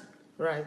My past is not defining me in the sense that it's not deciding My future. But it could decide my future for the good. For the Yes. This one has Exactly. defined you for the good. the good. Right. Yes. What I mean is that don't let your past hold you back. Okay. Because people are saying don't let your past define you, which is good in the bad sense. But maybe God wants to even use it to define you for the good. Right, Positive, right. right. Maybe God wants it to define you in the sense that it's the platform, Right. That's because springboard. It becomes it's a springboard. because it's that past all those bad things that you So went. we should rather tell people that they are horrible past is their springboard. Yes, you have told us that, and then all of us now are shouting about it. That all you went Because through you know- is where your ministry Because is. you know. You know now. That's right. But if you don't know, you will be thinking, oh, it's a shame. What do people say about me? But if you That's know, right. That's if right. you know now, you use it to write books, use it to do all kinds of forum, use it to, because people will connect with you. You know, a lot of people teach a lot of theory, I'm not saying that the Bible is a theory, but we just take a verse and, like we say, flee fornication without its consequences. People will really know. But when you relate it to your own personal life, then people will say, she has been there now. They will start writing you, how can I pass through this? A lot of people write me today. How do you go about this? How do you go about the other thing? Because they know that it was my school. You can say I've received a PhD here, so I'm qualified Okay. to mentor on that, to give advice on that, because when we just talk because some people say the Lord, I just go by the word. If the Lord says it, even if I didn't go through it, it doesn't give you authority. It doesn't give you power when you didn't go through something, because you're talking about something they wrote. You have not gone through it. Power. God is the one who said it. No, but not you. Yes, that is even why the Bible says that because he has gone through it all, he connects with us. He relates with us. Yeah. So he knows when you're hurting. It's the same thing now in our own personal lives. When you go through something, it is your springboard, it is your platform to bring all those like people that go through the same thing, or people that are still in it, to show them how to, break through. Irrespective of what the society says. Yes. And again, churches, not just you say, flee from fornication and this and that. They have, these messages must be spread. You have to encourage these people. It's just like rape cases. The women go to hide because they don't want to be heard, because the society will go like, that's her. Yeah. She becomes like stigma where she's a victim. Yeah. That is it's the same thing. But when you come out, and when the society accepts you, and it would even help to heal, it will help to avoid it. And that is why, like I said earlier, churches, they should talk about this. They should spread the message. They should encourage people. They should discourage them when necessary to avoid such things, not to go into such relationships at all. Abstain. Educate yourself, especially the ladies. Educate yourself. When you get your master's degree or your doctorate degree and you have a lot of skills, you have an angel, you have this, men will line up in front of your daddy's door to search for you. Amen. But when you sit down believing that, let me find a boyfriend, he's one that's going to put shelter on my head, then that's where you're already digging your own, the hole they're going to fall into. So ladies, develop yourself. Find your calling. Search for it. Don't distract yourself at all. Put that youth energy, the pheromone, the whatever it is, put it towards something positive that will lead you. Develop yourself, and believe me, at the right time, when you're true, you're mature, the right man will be at your doorstep. Don't even consider any boyfriend or girlfriend when you know you're not ready. Man is not the priority. Don't. No. It's not what you came here for. Boyfriend is not the like solution. Dr. Sunday has told us, marriage doesn't even get to heaven. So that is not the main thing. It is not the main thing. Forget about marriage. Develop yourself. Keep on pursuing your goal and your purpose. And at the right time, if you should get married, because not everybody is meant to get married. And if you get in there because my mother is saying I'm 35, I'm sorry, you come out from there even faster than your mother knows. So we should be very wise and careful. Everyone should get this book. It's a deliverance book. What will you do about it? Because when you pick that book up, when I began to say that people don't tell their stories, and then because when they get to know who they are, then it will not be difficult for them to say who they used to be. Who they used to be, and and many people not be ashamed, afraid. Many people's past is actually what is preventing them from entering their future. Because why they're supposed to propel them. To their future. And also the church platforms should be used to encourage people to talk about their pains. Yes, right. Because what we do is then look at okay, you've been raped, or you've been with this man, and then somebody goes to don't go near that girl, or she has a past. And that's an error.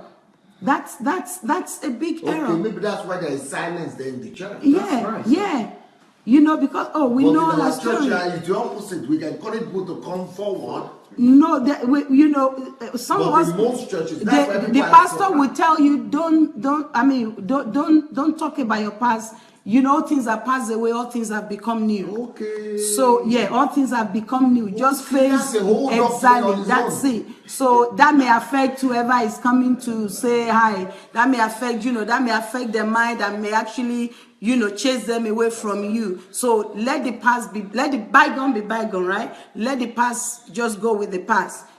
You are now a new creature. Deliver the people who are suffering through that thing right now. This is deliverance. If you don't share those things, this is it. And a lot are still trying to come out of it. It's still even, you find that some of the platforms, even as the women, unwrap themselves, they're crying. Right. But that crying is part of the healing. Yes. It's part of because you have to go through it to come out of it. Right. You have to be healed emotionally, psychologically before you can actually. And so if you don't discuss it, talk about it, it will still be holding you bound.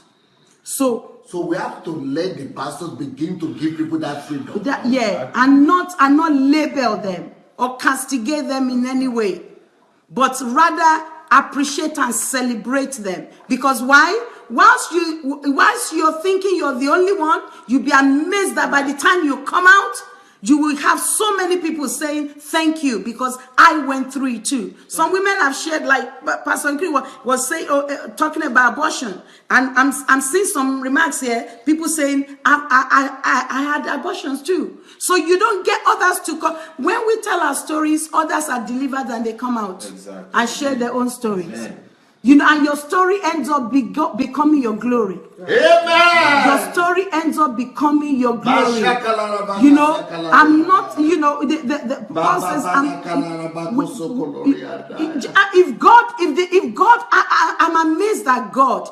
God could not be ashamed of Rahab. Rahab the prostitute. You allowed your son to come through the lineage of a battered woman, a woman that has been slept with by several men. I mean, her house was in the top of the hill, right by the gate of Jericho. That means many men had gone through that woman. Yet he made his son to come. So God is not ashamed of us. He's not ashamed of our past. He's concerned about our now and our tomorrow, and what is the potentials that he's put in us. So another big issue is this our culture, African, Asian culture. Because in Europe, is somehow, when you come out and speak about some things, they somehow understand. But we have deep-rooted cultures that there are some things they believe are taboos. Like to come out and say you had an abortion, that is already, they have marked you dead. In the African Yes, the African culture. Come out and say, I'm a single parent, or this is what I used to do. You know, people believe that you shouldn't even go to that area. And that is why people are hiding, because we are asking, why are people not talking about? Because a lot of people are afraid. What, you know, coming to that, what people will say about me is because of our culture. We want to hide a lot of things, you know, to please our culture, but we have a different culture. We belong to the kingdom, the kingdom of God. And our purpose is to deliver people, not just live selfishly, okay, this is what I went through, and you know, I'll keep it to my grave. You understand? That's why I was still talking about the churches should get involved. The churches the culture should not affect the church. Yeah, the church speaks the truth that the Bible has given us. Yeah. So that is why the church should stand firm on this. Like T.Y. Moore here is saying that she was in a church once when the pastor told the congregation not to talk about their past because it will make the brothers look at you strangely, addressing the women. Yeah. How is that possible? But you should help the brothers to help the brothers to know that despite this is this. Give covering. Give covering.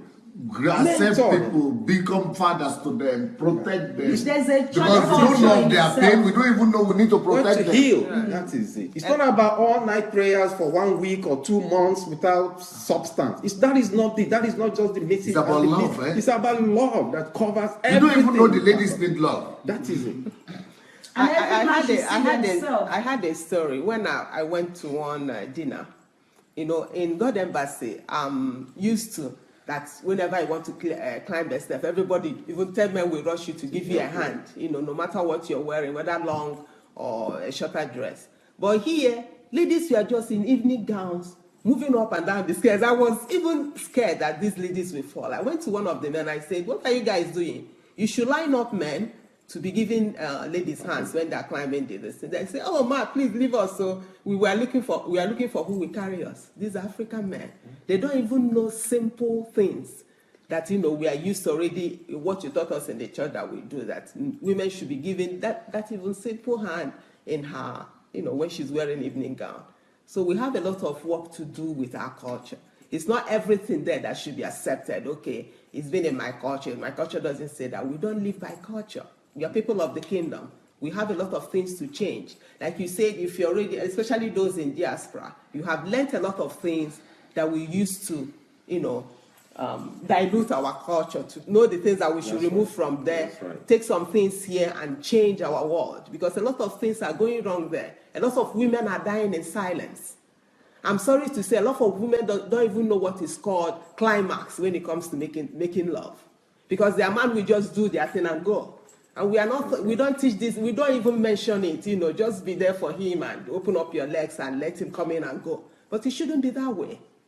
When a woman needs those emotions, when a woman is so built, as you have taught us, every cell of her organism is involved in everything that she does. But our African men especially, they don't know these things. Jesus. But thank God for all your teaching now. Men know, I think that women are speaking out. It's changing men. It's changing and men also understand. It's changing men. Yeah. I say that men, even sometimes, you must not wait for things to start happening. Kiss your woman all over, like doctor say, from heaven, from head to toe, just for no reason. Kiss her all over and leave her there. Don't even go further to making love to her. Just kiss her all over and leave her there. She's yours for months. You understand? These simple things, you don't do it because even holding hands with your husband in the street, most Nigerians, they don't do it. We go to churches, when they call us up, my husband will give me hand, they will start clapping as if it's a strange thing. I think we are from, or give me hand to climb this thing. To them it's, or you just kiss your husband on the cheek. Just those little things that a woman, that needs to fill up her emotional cup. We don't do it in Africa. Women are just there, I'm a mother, I have to cook for my husband, I have to take care of my kids. There's one good example when going to church. The husband will carry one big Bible in front. Now he's the pastor. And the woman will be pulling the children, 4 of them carrying one goodie. And the man is the head of the house with a big Bible moving in front. And the woman is, it's a terrible thing. Yeah. So these are the things that, little things that we should include in this Transformation Nigeria, Transformation Africa, we even term it, that we should, men's retreat should be very intense, because that's where it starts. That's right. And another thing is that men should always support their women, let them achieve their goals. Right. This way they open up. This way it can pass to your daughters, to your sons at the same time. A man that supports his wife, like I had it posted last week, that any man that supports his wife and encourages her to be the best that she can be, that is a superman. Where are your books? You are releasing a book tomorrow. Yes, we are releasing this book that's tomorrow on Amazon. The first one is Who's Right? He Said, She Said. Success for a Successful Union. Secrets to a successful union. We've been married for 13 years. Well, it's not small, it's not that much, but it's not the number that matters, it's the quality of the marriage that matters. And we thank God. We started at the beginning, we struggled. Then when we met Pastor Sunday, he helped us pick the puzzle of our lives back together, and we are having a wonderful marriage. Right. We don't want to just keep this to ourselves. That is very, very selfish. We have young people around us, we have people out there hurting. That's why we wrote this book, based on most of the teachings that Pastor Sunday has given us. Men need to understand what the woman is talking and what she's not even talking about. And men, you should also know when to encourage her. I know when to be sorry, says, darling, I'm sorry because I am right. Let her feel good. Even if I go to Amazon, what do I look for? Ojimadu's or what? Yes, you can look for the names there. Obi and Nkiru Ojimadu. We'll share the link. We'll share the link later. As soon as the thing comes up, we're going to put up the link, and so that you can get access to the book. Yeah, and this second one I wrote from the practical tips that I use that I use to make my marriage sweet. We women, as I said earlier, sometimes we think that our men are soothsayers, they will know everything. But you have to be very loud in a lot of things, starting from the simple things. Darling, please, can you help me with a cup of water? To darling, okay, let's go to bed. Simple things that will make your marriage still on fire. What's the name of the book? Relationship 101. Okay. Best practical tips for a healthy relationship by Nkiru Ojimadu. So the books will be on Amazon and Okada Books. We have both soft copies and audio and hard copies. You can get them there. In case Amazon delays the release, it will be there tomorrow, today. No, not today, 13th, 14th. 13th, it's going to be tomorrow. Yeah. Yes. So, and if you, we're having a kind of offer, discount. If you get this book within the first 3 days, or the 2, you're going to buy them for a huge discount. So you go for them. Almost free. Almost free, in fact. Yeah, just to get them, and leave your review also there to help others, get to know what the book is talking about. Yeah, we want to share our experience and the knowledge that we've acquired all these years to let it help people. Here, it doesn't matter who you are. You're still getting ready to marry. You are in marriage. Maybe you're out of one. It will still help you know what should happen and how you should handle your relationship when one comes. Right. Wonderful. The young lady here, I think you are the only one that is still single out of the people who have been talking so far. It's true. My name is Caroline Sharonka. Yeah, how are you receiving and seeing all those things where you'll be hearing? I have to say, like, I've learned so much just sitting here and listening. A lot of things that I didn't know, but also a lot of things that now make sense to me. I've always been a bit strange, I think. I think that a lot of guys that I meet, they say that I'm playing hard to get, or I'm cold, or I don't show affection, but now I know why. I remember that I had a crush, I think, in the 7th grade, and just a crush. We weren't dating, we weren't even nothing. But when he ignored me and did not talk to me, do you know that thing shattered me for a year? Yeah. I didn't. No. A year. It can't be. A year. It can't be. A crush. A year. A year. No, it's not possible. It's possible. And No, what? A year? a year. And in fact, the coming years, I couldn't talk to him normally. I couldn't even talk to him normally for the next 2 years.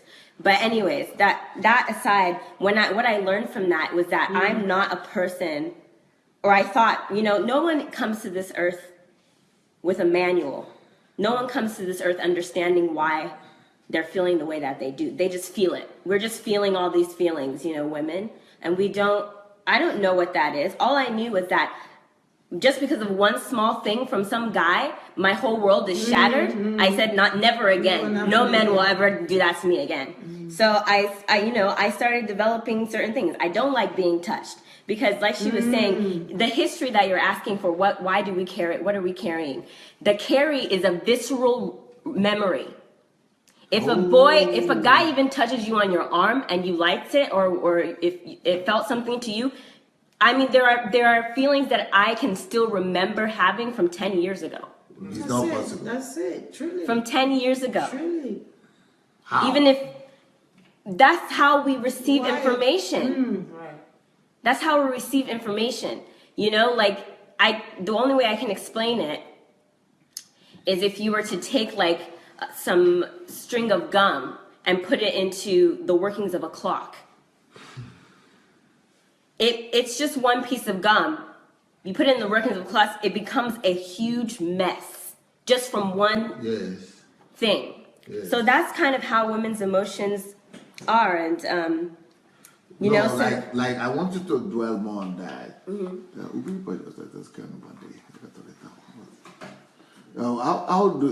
I want you to explain more on the fact that what Pastor Chris has said, that you just said now.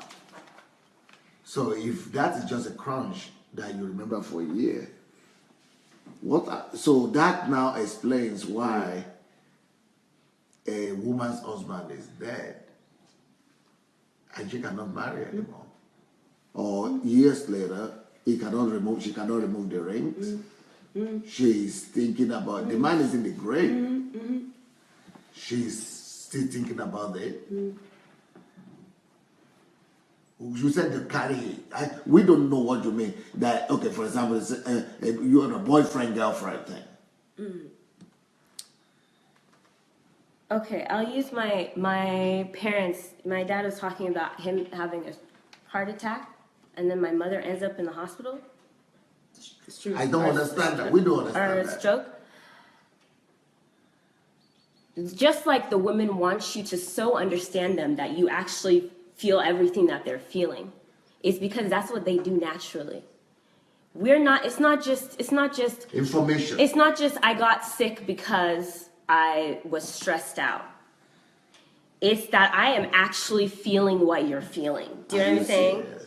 So if you are so attached to a man and he is having a problem, you're also having the same problem. Are you serious? Yes. This is not complicated for us. This is just natural response.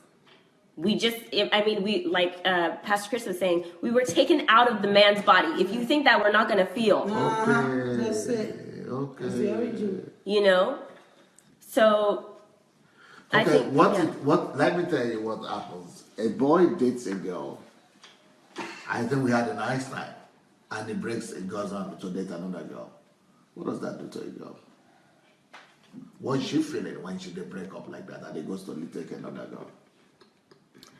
You know, it depends on where in the stages. If this is her first boyfriend, it's going to shatter her. It doesn't matter. 4 seconds. No, in the second, but as it continues, she will take this experience that she had before as kind of like, it will be harder for her to open up in the next relationship. Why? And if it happens again, she will become even harder in the next relationship. Why? Because she's carrying each one of those experiences. What experience? What is she carrying? The hurt, the pain, she is carrying. She remembers it in the head or where? That's what I mean. When I said I viscerally remember things from 10 years ago. That's memory? Because for me, I'm thinking of memory. This It's just like saying your name is Andrew. I just remember it. That's what it means. That's the way men function. I remember in my head. Andrew, okay. But what do you mean carry? You just remember it? The feelings. Visceral. Oh, and this internet doesn't want to work. That's why I was saying visceral. It's like you're feeling it in your body. You're feeling it in your pain sensors. You're feeling it in your stomach. You're feeling it in your arms, your legs. You feel everything. I mean, okay. Thank you for saying that. You are feeling it. So you are not just remembering the head. No. Feeling it. Well, say those things again. You're feeling it. I mean, you're feeling it in your fingers. You're feeling it in your toes. You're feeling it in your arms. You're feeling it in your heart. You're feeling your bones. You're feeling your muscles. You're feeling in your head and your brain. You're feeling it in your dry mouth, or whether it's you're just feeling it everywhere. Because you broke up. Yes. I mean, I had a crush. I had a crush, and I was depressed for a year. In the 7th grade. I wasn't even a woman yet. I don't even know what that is. I mean, the thing is, even now, if I'm interested in someone and I think that there's promise, and then for some reason it breaks off or whatever, I literally will have pain. Bodily pain. Thank you for saying that. Thank you for saying that. And you feel something in the stomach, in the hand, or things like that? I will feel like my body is imploding. Thank you for saying that, because we don't know what that means. The only time I feel something in my body is when physically something touches my body. So we don't, because it's not wired together. Exactly, it's like every cell in your body. Like you are wired together, all intertwined. So you feel everything everywhere. But even though I can explain it, because I know in my head, but that's just information. Yeah, you don't feel it. I don't feel it. At all, yeah. You don't feel it. So you can imagine, though, if this is your first time feeling something like pain from a man, how shattering that is to your world, you know? Because up to that point, you don't know that you're intertwined like that. You don't know that a man can actually just say something small or do something small, and your entire being is disrupted. So when it happens, it really jars you, and I would say it even determines the self-worth of a woman at that point, the first time. Because I've watched, in the same 7th grade, I've watched girls determine their future right when whatever guy that they had an involvement with either treated them well or didn't treat them well. I've seen them make the decision that they're going to be the loose one, or they're going to be the cold one, or they're going to be the person who doesn't trust, or they're going to be the person who trusts too much, or they're going to be the one who's going to be always worried about the man leaving. I remember, the actions of my friends reacting to just one boy who just did something to them. I can see them making the decision from that day. I know who they're going to be at 25 years old.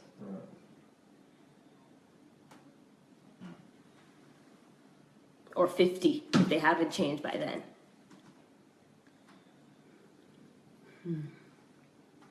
You said you dislike touch. Why? Oh, there's a bunch of things. Let me just get this list out. I just was making a list of it. I don't like being touched. I'm very slow to engage. I don't even like the semblance. I don't even give it a semblance of interest when I meet someone. I'm not impressed by nice words. I pay attention to sacrifices, tangible things that men do. But those are your protective. Exactly. And these are things that I've learned even just from crushes. Do you understand? When something happens to me, I make a note. And every woman does it. The way that she reacts to that note that she made, that's her decision. Sometimes they're closed off, sometimes they just accept it and they just allow it to happen to them over and over again. But I watch everything. But people will say I'm cold and I'm hard to get. But what it really is I know how I'm affected by things. And I know that if I allow myself to be taken with you by your nice word or your touch or whatever, I know that I'm going to remember that thing. If it doesn't follow through, I know that I'm going to remember that thing. So I don't even pay attention. Why? If I don't see you give me tangible result, like tangible sacrifice, why am I even paying attention? Because I can't trust that you're going to follow through. So I know that if you don't follow through, I'm going to remember whatever it is. Like I can't let myself be taken by that. And the funny thing is that I've read books about successful women, and each of them that are successful, they made sure at a young age, they made a decision never to rely on a man, never to allow themselves to be dependent on, or their happiness or their success or their fulfillment to be dependent on a man at a young age. And I think that's why part of the reason they're so successful. Because feelings can easily be manipulated and then it becomes hurt to them, right? Yes. But men don't know, they carry the hurt. Of course not. Like I said, no one has a manual. A girl, this whole circle that you're doing, that opened my eyes. I don't know that I am a circle of colors. All I know is I'm feeling all this stuff in my body.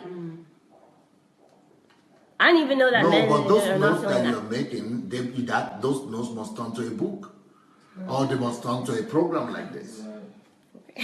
Because I want my girls, right now as I'm listening to you know what I'm thinking? I'm thinking of my girls. Because it's one thing for me to tell them as information.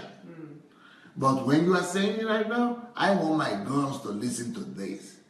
Because you are saying it in a way that only girls will understand. And I couldn't say it that way.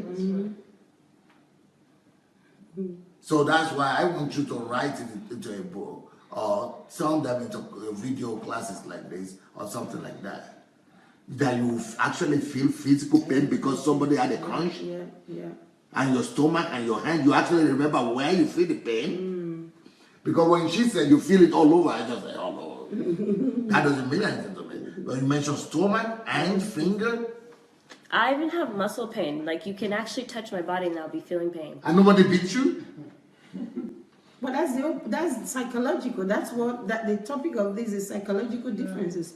That is it. Every cell in the body of the woman, responds to that rejection. Every cell, and that's even taking sex out of it. That's taking sex out of it. This is just crush.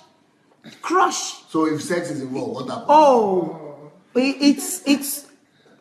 it's dilapidating. Serious. And that's why, do you know a lot of women end up in psychiatric hospitals? A lot of women, when a husband, a man walks out on them, or either, well, maybe in the extreme cases, but become zombies. And too many women are wounded. But the thing is, the women should begin to work in who they are, know who they are. And also, if a man cannot represent God well, because if he doesn't love God, he can't love you. If he must love God and honor God. Love God. Just don't allow those things to happen. Just don't go great. The guy loves God. He doesn't just know that you are feeling those things. He loves God, but he doesn't even think serious about it. So don't even give room. If he loves God in the first place, you won't go and sleep with someone you're not married. Sleeping. Okay. Yeah. I don't know what you want me to say. But You made a list. Oh, well, there's some things like, I think that this is like you were talking about how women observe several things at once. Like these are some of the reasons why, because we know that small things affect us on more levels than one. So we're going to be very, very careful when we meet a guy for the first time. We're going to be looking him up and down. We're going to be, assessing him because of these kinds of things. The thing about abortion, I mean,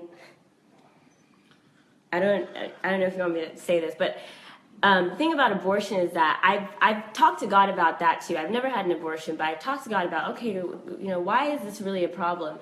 And I felt like God said to me, the moment a conception happens, not only your entire body, your entire being, not just not your physical body, so your psychology, your emotion, your everything is preparing for a child. If you get rid of that child, your body's in chaos. Your body's actually searching for what happened to the baby. That body is if you die, your womb will actually protect the child. If you die in a snowstorm, the womb is protecting the child. So if something comes in to come and take that baby, you think your whole psychological, your whole emotional, everything is going to be scattered because the whole body is trying to protect this child, and not only that, but if you take it into the spiritual realm, the whole earth is waiting for us, right? So the whole earth, whether or not we see it, the whole earth is preparing for the child. You said you're going into a dark tunnel like you're going to hell. The whole earth is looking what happened to the child. What happened to our Savior? The whole earth is waiting for the manifestation. And it's saying we don't even have a chance to bring the child. Every child is a destiny. And I think when I was hearing you, I was so burdened. I felt like I was just like, I can't, even the whole earth is mourning, is crying over every baby. That's our salvation. We're now in bondage again because you can't even let the child come to life. And and I said it before, women and men, we're textbooks for God. You're looking at a woman saying she's doing wahala, she's too emotional, she wants me to be affectionate to her all day. God wants the same thing. God doesn't want you to give him one day a week. This is a textbook for God. This is a textbook for our relationship with God. Everything that you said, this applies. You're looking for things that apply to all women. This is a universal thing. Yes. I think everything that is a universal rule, can be found in the nature of God. Yeah. And so, if we're seeing it within each other, it means that we don't understand something about God. So the qualities I'm seeing in the ladies are the desires of God. What God also needs from me. Or can you say that? Oh, God only wants one day a week. Affection. Or he only wants me to show him love and worship. It's constant. A woman doesn't just want to be touched. She wants to be also told something. She also wants to. God doesn't just want to be prayed to or just be worshipped. He also wants you to put it into your work. He also wants you to put it into your relationship. So my observation of woman is actually revealing to me who God is. God is. So we are actually mirroring the nature of God. So when I say in people, in men, you see God. So when women are observing other people, or men also, they are supposed to be discovering God. God. That's why I say if he loves his God, he must represent God, love God. Then you can see God in him and relate with him in that sense. Yeah, but people, we do things to each other because we are not thinking that we are all reflecting what God demands and wants. So actually I'm studying not just Caroline right now, I'm studying my relationship with God. Yeah. But God already, it's already there. Submit to him as he would submit to God. So he represents God. So when the woman sees him, he sees God. She sees God in him. Caroline, it will be a crime for you if you leave Ukraine and you don't begin your own project anyhow. Okay. Either that is going to be like this, live, either it's going to be a recording, either it's going to be in form of drawings, either it's going to be in form of what they call it, cartoons, or I don't know. But your passion, when you don't reserve it and hold it back, but when you give yourself free flow and expression, it's magical. And I think God is giving you identity, God is giving you calling, God is giving you assignment, God is giving you heavenly task, even at this time as we are talking. And God is launching you. And so I'm looking at this as your launch, and as something that you must then take to TED, take to, to promote to YouTube, to promote it everywhere. Because even though you say you have not gone through too much, but what you've gone through, what you know, what you're learning, they're already too much for ordinary person of this generation. So they don't even know half, 1% of what we are talking about right now. And that textbook that people don't come to the world with, still they are looking for those textbooks. And that textbook is being compiled by you through what you know, study and feel and all that. And I need to get educated. Somebody is writing now, I'm calling my children right now to listen to her.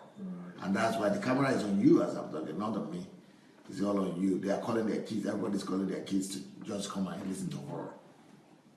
And if you make announcement now that I'm starting my video on live TV, live program every this time, you will see so many people come on. So if you get a date now and you tell us, you just know that that's your, maybe 1st of January, 1st of December, Okay. I start doing something, but let us know your Skype or whatever, your name or your platform. You can start watching me December 1st on YouTube. I'll put up a video. My channel is Color Me Caroline. What? Color Me Caroline. Color me. Yes, I can write it down. Like color painting me? Yes, I'll just write it down. Color me Caroline. Will it be the same thing on Facebook? I could do one on Facebook. Yeah, you could even open the page that will call Color Me Caroline. Can you see it? Yes, Color Me Caroline. So a Facebook name could actually be called like this too. Okay, I'll make one. And this is YouTube. Yes, YouTube. Do you know what you are going to be addressing? Just life in general? Okay, let me make it January 1st. January 1st. So I can have the month to put more stuff everything together. January 1st, from January 1st. Yes. Okay.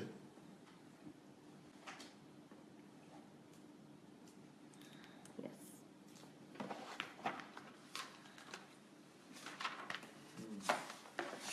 But I think I should talk to you about, some things. Okay. Because I think that you've just given us a lot of protective edge. If you don't mind, could you repeat those things that you don't feel and you don't say and you don't allow yourself to feel, to experience? These that are have become protection to you, because so many girls just don't know how to bring about that protection for themselves, and that's why they fall into the eyes of the wrong relationships. So what are those things you say you don't do or you do, and that makes men to think that you are cold or you are inaccessible? Yeah, I think that I'm very protective of my body. Okay. I don't just allow anybody to touch me. Okay. And I'm very slow to engage my heart. And in meeting a new person, I'll just, assess them like an acquaintance, like a friend. Okay. I refrain from showing a whole lot of interest. Okay. Because sometimes, especially, you can know, women have an instinct. You can know when somebody is trying to egg you on. They're trying to give you nice, they're trying to stir up something in you. Okay. And I'm not impressed by nice words. Okay. I like to see tangible sacrifices from men. Okay. I watch everything. I mean, the way, even where their eye is going, even, everything. And these are just things that I do. I don't know how right they are. I just know that this is how I process things and how I've reacted, because I know now. And they've become your protection. Yeah. They've at least kept me in my right mind long enough to make a correct assessment. And I think that's really what I like to do. I don't want to close off from what God wants to bless me with, but I want to be in my sane mind long enough so that I can go to God with my right mind. Because, some women, they are already stirred up in emotion, and then they go to God and say, they can't even receive anything. I'm trying to keep myself in my right mind long enough to make a correct assessment. Has this man actually done anything? Is this something that has to be done right now? What is going on in my own life? Those kind of questions. Really, it's just about keeping yourself, keep yourself. Don't let your emotions overtake your mind. So put a protective edge around yourself, mentally and emotionally. Yes.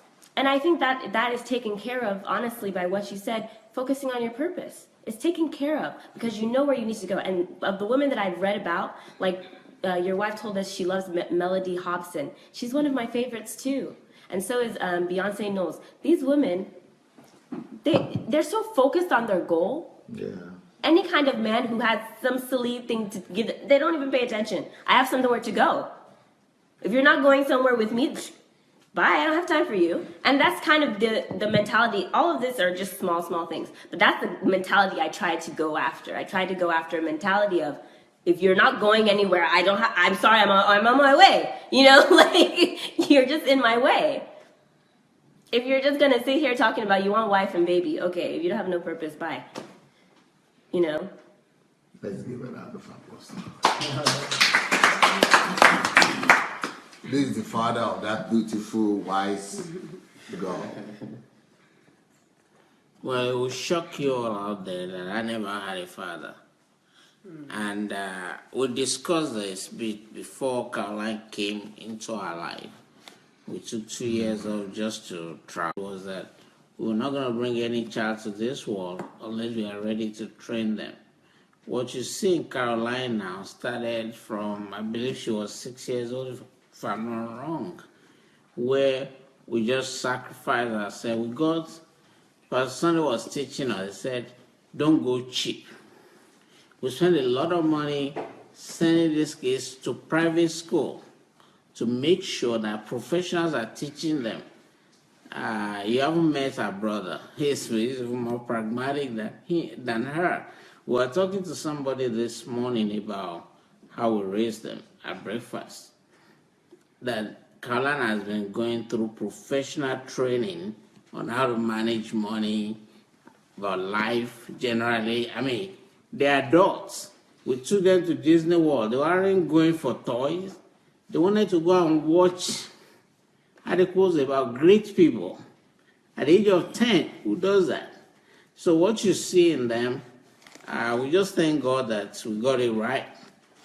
It's not like I knew how to do it. Like I told everybody at HMT yesterday, it's not me. I wasn't even around. I was just making money. But we really thank God for how she's turned out. Somebody was asking, what do you mean by tangible sacrifice? That's what I just mean by tangible sacrifice. She's seen it all her life. She knows what I have to do. Even when I'm in pain, I'm still getting up and going to work to provide for the family. So if you're a man out there, before you bring a woman to your life, sit down and count the costs. Just ask yourself. I remember what my premarital counselor told me before I married my wife. He said, you want to tell me you love your wife? I said, with all my heart. He said, no, you don't love her. I said, I do. He said, show me your life insurance policy that she's going to own if something happens to you tomorrow. Never thought of it. The second day, I put $100,000 on me and I came to show it to him. He said, now, I believe you love her. You know, what Pastor Sonny was teaching us, I've seen a lot of comments here that says that this is a platform for healing, and they are professionals like Pastor Kiro, Pastor Chris, who have been sharing with us. But let me tell you statistics that I had recently. Nevada is the capital, they call it Sin City. They did a study. They found out that when the Christians come to town for their conferences, the number of pornography watching goes way up. And they were wondering, these are Christians, these are pastors. Why is it that we sell a lot of pornographic movies in our hotels? It shocked me to find out when they started interviewing the prostitutes. So why do you think the Christians are the ones that do the call girls and things? And one of the prostitutes said, it's easy. Men like to have sex. And we professional prostitutes, we know how to give sex. And the guy said, I'm confused. But they are married. Okay, here's the punchline here.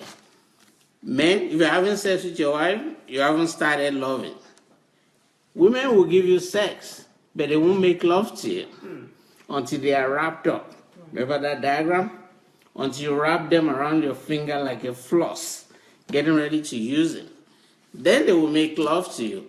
That actually explains why people will spend millions of dollars watching pornography, going out with prostitutes. Prostitutes know how to give sex, but they won't give you love. Pastor, thank you very much. This is a healing platform. I really enjoy what you're doing. Let's take it to the next level. Caroline, you got your challenge. Pastor Chris, I was talking to Pastor Nkiro and Brother Obi. Now listen, what they know, they need to start from high school. What we are talking about is late for some people. You just heard from Caroline from 7th grade. That's even middle school. I didn't even know this. Exactly. Imagine how many girls are going through that and they can't tell their parents. So you guys got a job to do. You're gonna go start reformation in Nigeria. Let's start from high school, even from primary school. Start teaching people how not to be messed up, so that hopefully they won't have all these issues that we're talking about. So thank you very much out there. Please just keep the faith. You raise your hand. No, it's been. Can I say something, sir? Okay. Yeah, when Caroline was about abortion, right? When a woman has an abortion, the pains and the emotions goes right even till death. It doesn't go away. Are you serious? Because each time that word comes up, something goes up in you.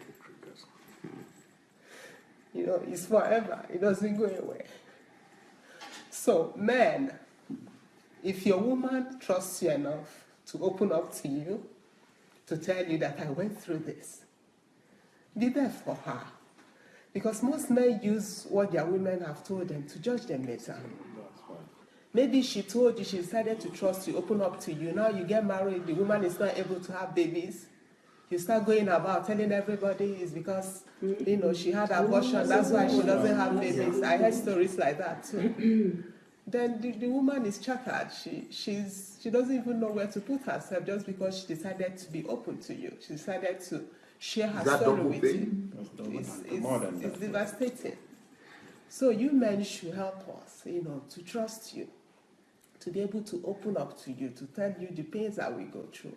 And you put it, you know, just between the two of you, you know. Don't go about telling everybody, you know, having babies is not your goal on earth. We have a lot of babies that are crying, waiting for who will take them in. Go and better somebody's life. It's even more gracious to have such babies that are not from your loins, because you're giving you're just giving without waiting for anything. You're giving to somebody that will never pay you back, and God honors such things. So help us to be open to you. Help us when we open up to you, not to make us, you know, make us useless in front of everybody. Because If a woman had an abortion and she opens up, tomorrow she doesn't have a baby, and you're telling everybody it's because of her abortion that she doesn't have a baby, you've killed the woman. So, Can I just... I'm Pastor Chris Ogelembe. I just want to appeal to pastors, because there's a church culture as well, where people that, especially women with a past, basically they're not accepted, even though they go to church. The moment you know about them, then you don't want to ordain them, you don't want to do this, you don't want to... Can we just remove the church culture and put a God culture in our church? The God culture of love. What do you mean? love. They don't want to. They don't want. They don't want. There are churches where single women, especially divorced or whatever, they're not ordained. What's the problem with that? They're not ordained. That's the truth of the matter. Yeah, they can't lead a church. Yeah, that's the truth. They're not. So that means we're still tying them, to their past. If we can just begin to open up in churches and begin to accept them, because that's a place they have come. It's an hospital. And if an hospital should say, no, we can't get you treated here, that's even worse. So if we can just begin to allow them to open up and be themselves, a lot of other people will be healed. And if a lot of other women will begin to come out, and it will, because Pastor Sunday is trying his best and is teaching us, like he said, he's releasing it from information he knows, but he doesn't actually feel what we feel. No. So if other women can start to talk about it, then a lot of others will be delivered, So as a result of this platform and Pastor Sunday's mentorship, I've started, an online broadcasting on relationship and family matters. What days are those? Prior to coming, I did it every day in the morning, but we're moving it to the evening, every day from Monday to Friday, 8:30. It's live, 8:30. Yeah, Facebook Live, 8:30 to 9 o'clock in the evening. That's what it's going to be. So we'll move it from morning to evening, so we can just begin to open up on all of this and receive healing for as many women as are out there, because we're full of potentials and God is depending on us. Go and become whom. If you don't have this book, please just go and get it. Honestly, this book would deliver you. Go on Amazon. It's on Amazon. It's on Okada book. It will really help to set you free. Every woman, and even every man, but every woman, I'm appealing to you to please get it. God bless you. We're so grateful, sir. Thank you, sir. Thank you so much.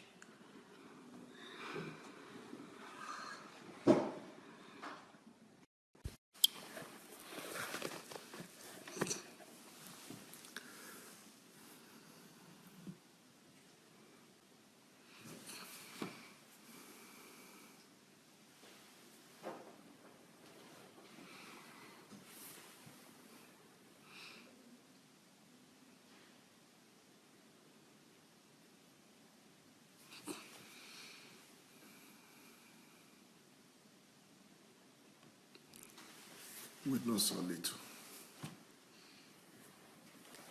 And it's even worse when we know nothing or little about what other human beings are going through all around us, and we don't even have an idea. So I want to appeal to everybody that has been following me, that will count themselves part of this platform. I'm part of Pastor Sunday's platform on live stream, Facebook live stream, to identify their own area, their own questions, their own promised land, their own area where they need to bring light to. Darkness is killing all of us. Mm. Ignorance is destroying us. We are killing each other because of ignorance. We need somebody to bring light to some place, to some questions, to some areas of life. We need illumination. We need insight. We need somebody to help us see. And we need information to get out. We need promotion. We need marketing. We need public relations. We need advertisements of the truth. We need everybody to turn their past to their victories, to turn their sorrow to their testimonies. We need everybody not to waste their experiences and their pain, but to turn their pain to their springboard and to their stories. And we need everybody to be set free thanks to the truth and light coming forth. Help us to know you better, men, ladies. Help us to understand you. Help us, men. I think we should even have ladies starting programs, not just to the women. I would like to see ladies starting programs just for men. Just women starting programs oriented and directed to men to help us understand them and what they're going through. To help us understand our daughters better. To help us understand our women better, our wives better. To help us understand our mothers better. Women should come forth with their feelings to us men, to just speak to us men. We have them all around us. We see them. But what we see stops at cosmetics, hairstyle. We never see inside. We men don't see inside.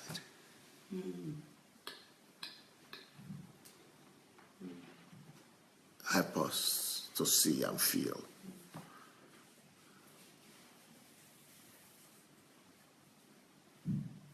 Help us to become husbands. Help us to love you.